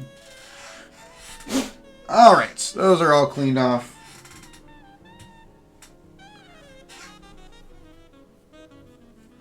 Yeah, dude, I would that Z150 will be sick. Like, again, I'm sitting on like 3 Z150s right now. Only one of them has a good PCB. The other two, when I got on the PCBs, were busted. So, I'm debating debating how I rebuild those. But I definitely want to rebuild them and sell them. But for right now, again, the Z150 project, that's another like long-term project at the moment. All right, let's get our stabilized keycaps out here, and we'll kind of go from there. So we got. Gonna dump all these puppies out here. There we go. I know, I think an F1 key is missing on this set, so I'll probably pull up my other FK 2001 sets because these are focus keycaps, which is really freaking nice. I got 6. So let's do the stay part and the big ass enter because both of those keys suck for lubing. So let's take care of those. Let's get this puppy going. Let's get that wire. Let's get these clips in here. Let's get him going. Yeah, Blue Cubes, I'd be happy to send you a case. Yeah, or something like that. I don't know, man. I don't know my Z150. I have so much Z150 stuff. I can't wait to... I have a set of blues for my Z150. I don't know if I want... Here, I'll show you my Z150 PCB. So, let me pull it out. It's over here. So like my Z150, I have here's my Z150 PCB. So it works. Everything works. This is an XT PCB. So I need an active converter for this thing. So, but I'm debating, do I build it with this or do I get one of Alec's PCBs and build my Zenith with an Alec PCB? And then I get modern like vial support and like I can use it via USB. I literally don't know how I'm going to build it. I don't know. Alec, so I'm debating what I'm going to do for my personal Zenith, because I have one Zenith that is for sure, like, my part of my collection. The other, like, 3 I have, either going to sell them or like gift them to people, or wait for a client who wants them. But I don't know how I'm going to build it. But yeah, if you have any recommendations, like Alec PCB or OG PCB, let me know. Because I know K4X1, he built his Zenith. That Zenith he built, I actually sent him all that stuff. So I sent him the Zenith, the keycaps, the plate, and an Alec PCB. So that was stuff I sold him. I sold him my Alec PCB, which I had on hand to kind of build mine, and I just haven't gotten around to getting a new Alec PCB for that project. So we'll see. We'll see if we go OG or something like that. Yeah, like let me know, dude. What you want to do with that? Like I'll take it off your hands and do something insane with it. So, well, we will figure it out. All right, I'm just kind of rubbing lube on this stabilizing post right here. That's just a part that makes contact. I want to make sure, and then. All right, let's lube this wire right here. Again, we're just literally just lubing the wires and these stabilizer posts in the bottom of the keycap. Kind of grown in how I lube Alps. And figured I just need to lube this part. So, cool. All right. There we go. Let's get that in there.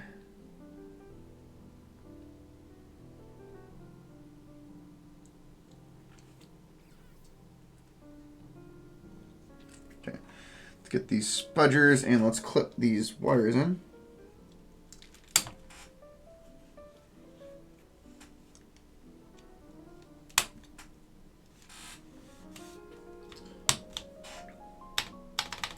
There you go. Look how nice that space bar is compared to the other ones. Look at that. It's so nice. So, alright, let's get our big ass enter next. So,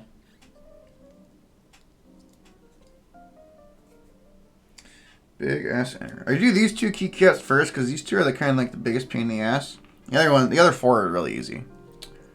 So, lube this post right here.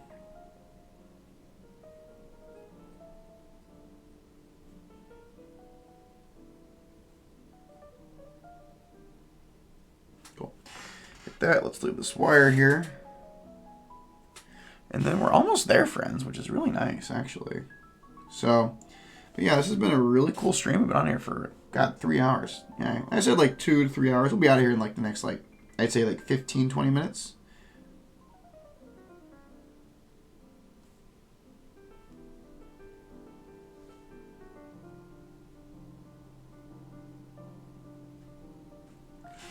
All right, there we go.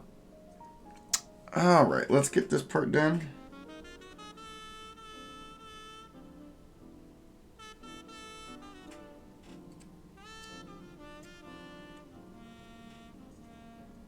Okay.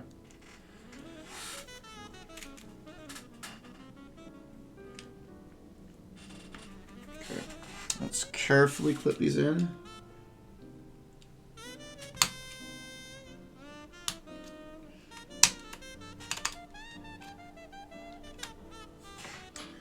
There we go. Big ass enter.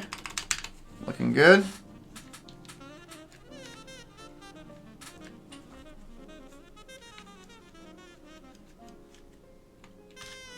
Cool. There we go. So the 2 hardest keys are in there. So that's good. Alright, now I'm going to do the easy keys. Let's just clip all these puppies in.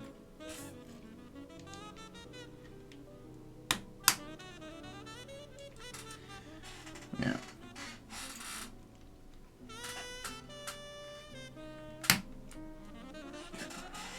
So, getting there, friends, getting there.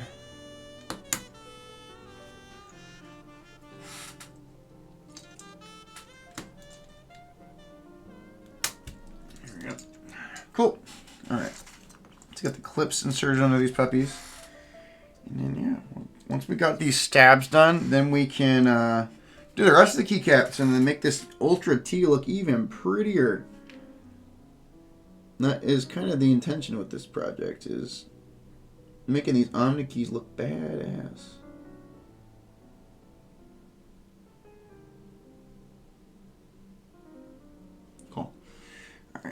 Put this one in.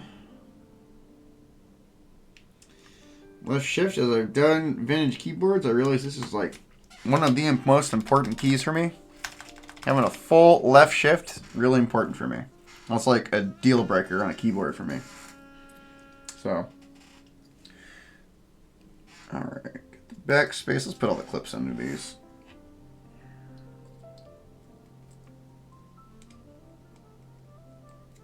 Cool. And then these puppies. Nice. Nice. Alright, let's lube this one, get the backspace in.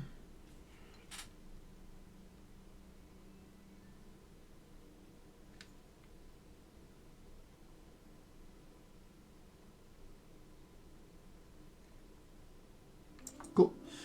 Alright, let's do this. Let's get the backspace on.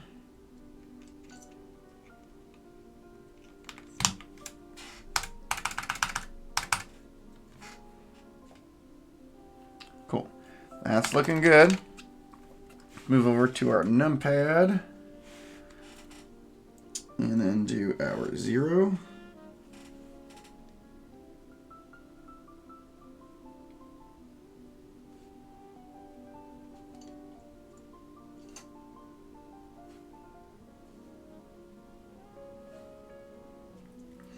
Okay, put a little more on this one.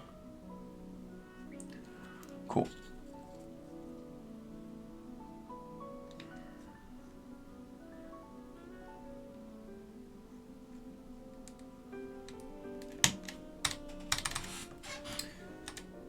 Cool, that one's done. And then we got one more. And then this will go really quick. Once we do this one, putting the rest of the keycaps on, then reassembling this puppy will be really easy.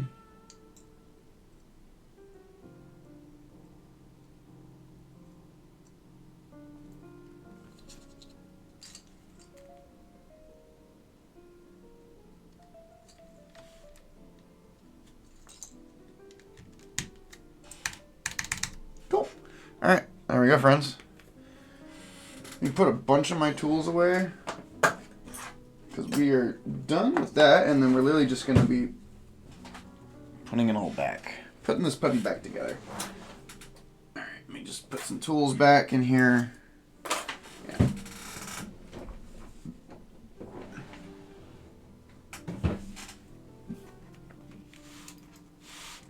Alright, friends, let's put the rest of the keycaps on here, and we'll kind of go from there.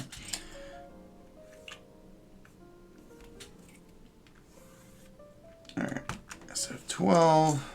Let's put our little shift here. Let's put our tab. We have proper escape, which is really nice. Looking at these boards, it's like super cool. All right, I'm gonna look at it, my picture I posted of this board, because it's like kind of, some of the keycaps are kind of weird on this one.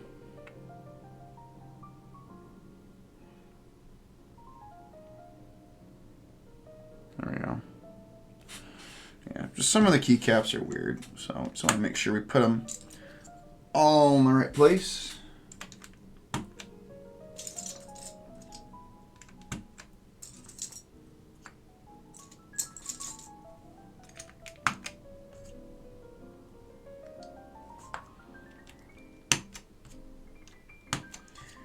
Control in our Alps here.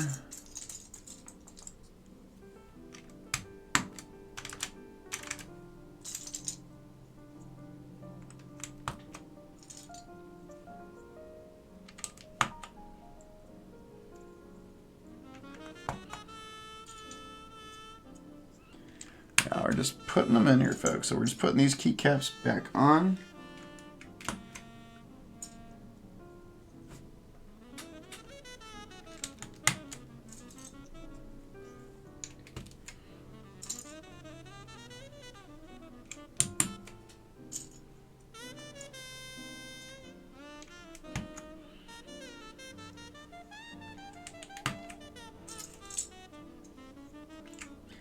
And one of these I know one of the keys on this board is missing. I mean, for this keycap set. So, well, don't remember exactly which one is missing. So, once we get the whole thing filled in, we'll kind of be able to clearly see what's missing.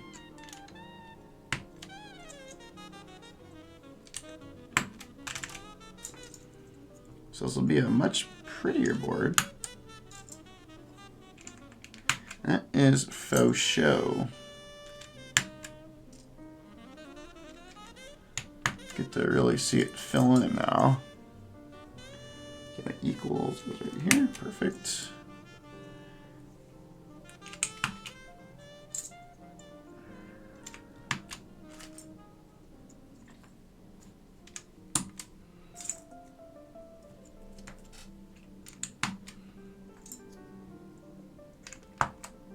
Now we're getting a good amount. Yeah, it's filling in. So, yeah. I'm just doing my gray keycaps first.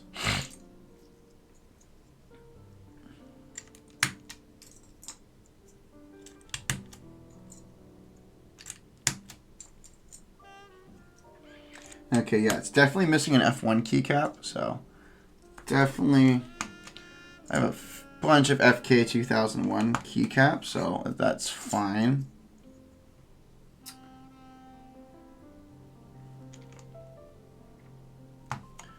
So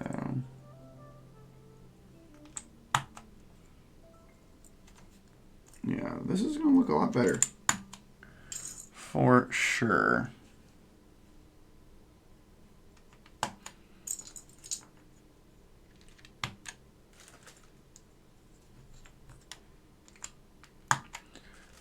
This is looking pretty good already.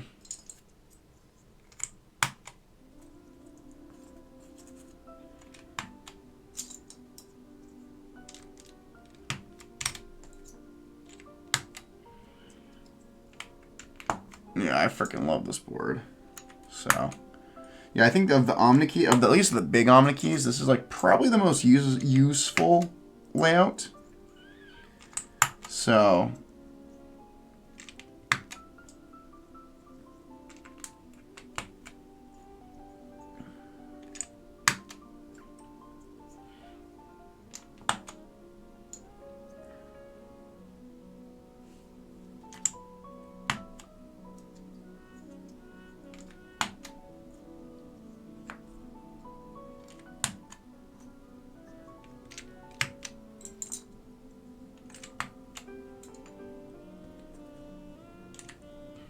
yeah, it's looking pretty good. So we're getting there, folks.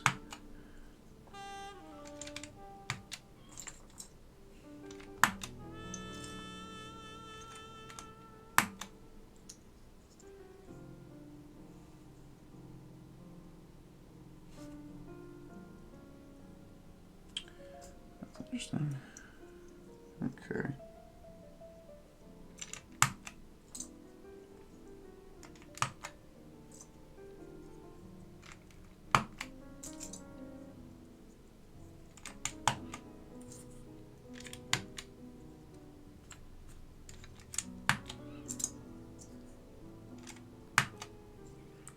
All right, 3.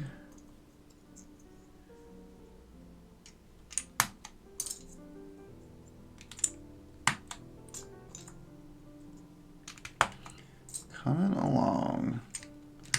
Yeah, that numpad's looking good.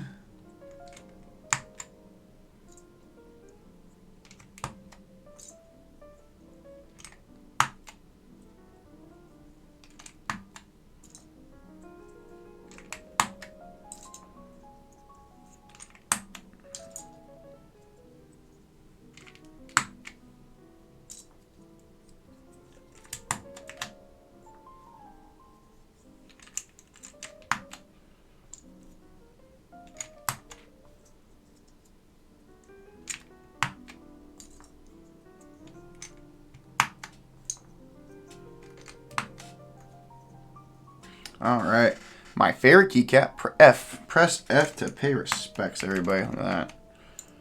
All right. 6, and then T, and then question mark. All right. So we're missing an F1. Okay. I realize I threw an F1 in here, but that's the wrong color. So I want to see if any of my FK boards, give me a second. All right. Let me see any of my focus boards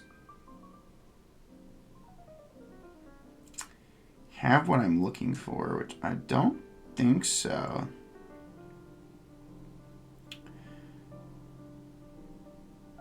All right, so yeah, so we're gonna pull the F1 out of this set. All right, so we're gonna pull the F1 from this set, which I plan on using this set on a modern keyboard, and we're not gonna use this F-row. And I don't think the F-row is as badly damaged as the white keys. So we're just gonna find that F1.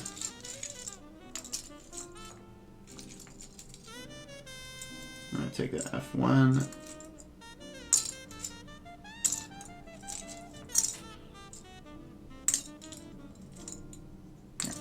So we're gonna kidnap the F1 from this set and put it over here. And it's not even that noticeable. All right, cool. We're gonna put this set back in here.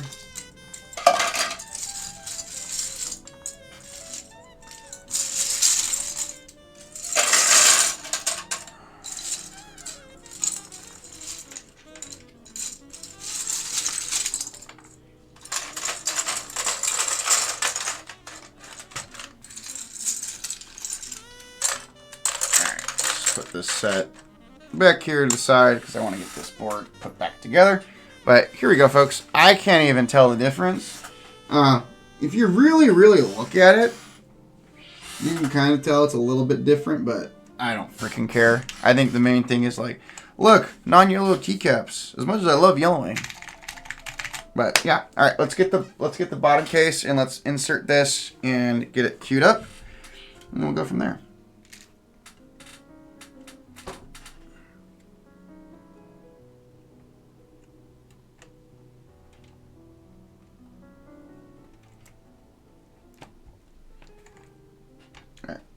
So let's get my screwdriver bit out and let's put this board back together. And I think we'll call it good for tonight, folks. Yeah, I might do that, Blue Cubes. Yeah, for Lazy Brian, you literally just stick it in the sun, right? Is that all you do? Like, you just literally just... Is there any, like, thing you do to it? You literally just, like, stick it on a table or stick it on the concrete and call it a day. Because, like, so when you stick it in the sun, how long do you leave it out there?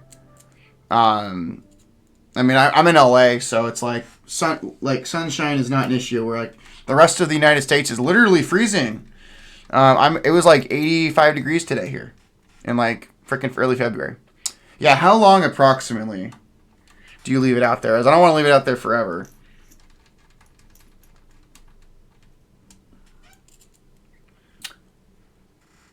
Okay, cool. Let's leave it out all day. I'll do that tomorrow. I mean, I think it's supposed to be like super sunny here in LA tomorrow, so should be good. All right, there we go. Let's just put this thing to the side. All right, let's plug that in. Let's do a quick test really quick because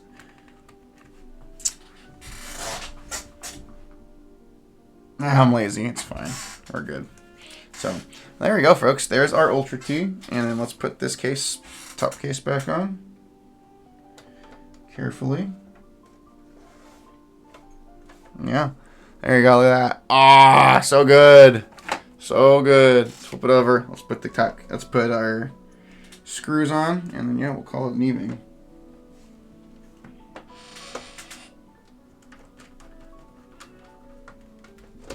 That is so good. Nice. I might do it over the next couple of days. So definitely give that a try. I mean, again, I'm in like the perfect part of the country. That's always freaking sunny. Southern California. So I'm in like the perfect place to be able to do that. So we'll definitely give it a try. Yeah, winter is not a thing here in California. At least my part of California. So yeah, we complain when it's like 40 degrees here. So whereas, like, again, like the rest of the United States right now is literally freezing. So We are good. So let's just get this puppy back together. All right, let me just put the rest of my screws away, and then we are pretty much cleaned up, which is kind of nice. And then we'll take a look at this board again. I have to take glamour shots of this puppy again, but yeah, look at this. Look at that, friends. So that is the Ultra T. That looks so much nicer than the way it was previously. Look at this.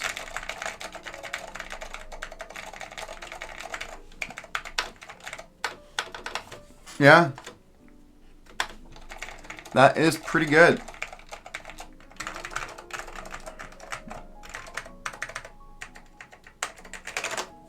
So yeah, there's the Ultra T. That gives it new life, which I think is pretty cool. So, all right, folks, we've been on here for like 3.5 hours, so that was a lot of fun. Everybody, VOD of this will be up on YouTube probably later in the middle of the night. I'm gonna let it render and just go to sleep, leave the computer on, let it upload to YouTube. But again, those of you who kind of joined in at any point during the stream, thank you so much. And again, folks, just one last announcement. We have a giveaway. It's open till Monday, so please consider joining that or spread the word and letting friends or family join it. And also a huge thank you to everyone who supported us over the past few months since we started streaming on Twitch. We're finally an affiliate as of tonight, so that is freaking awesome. So thank you so much, everybody. Have a great rest of your evening.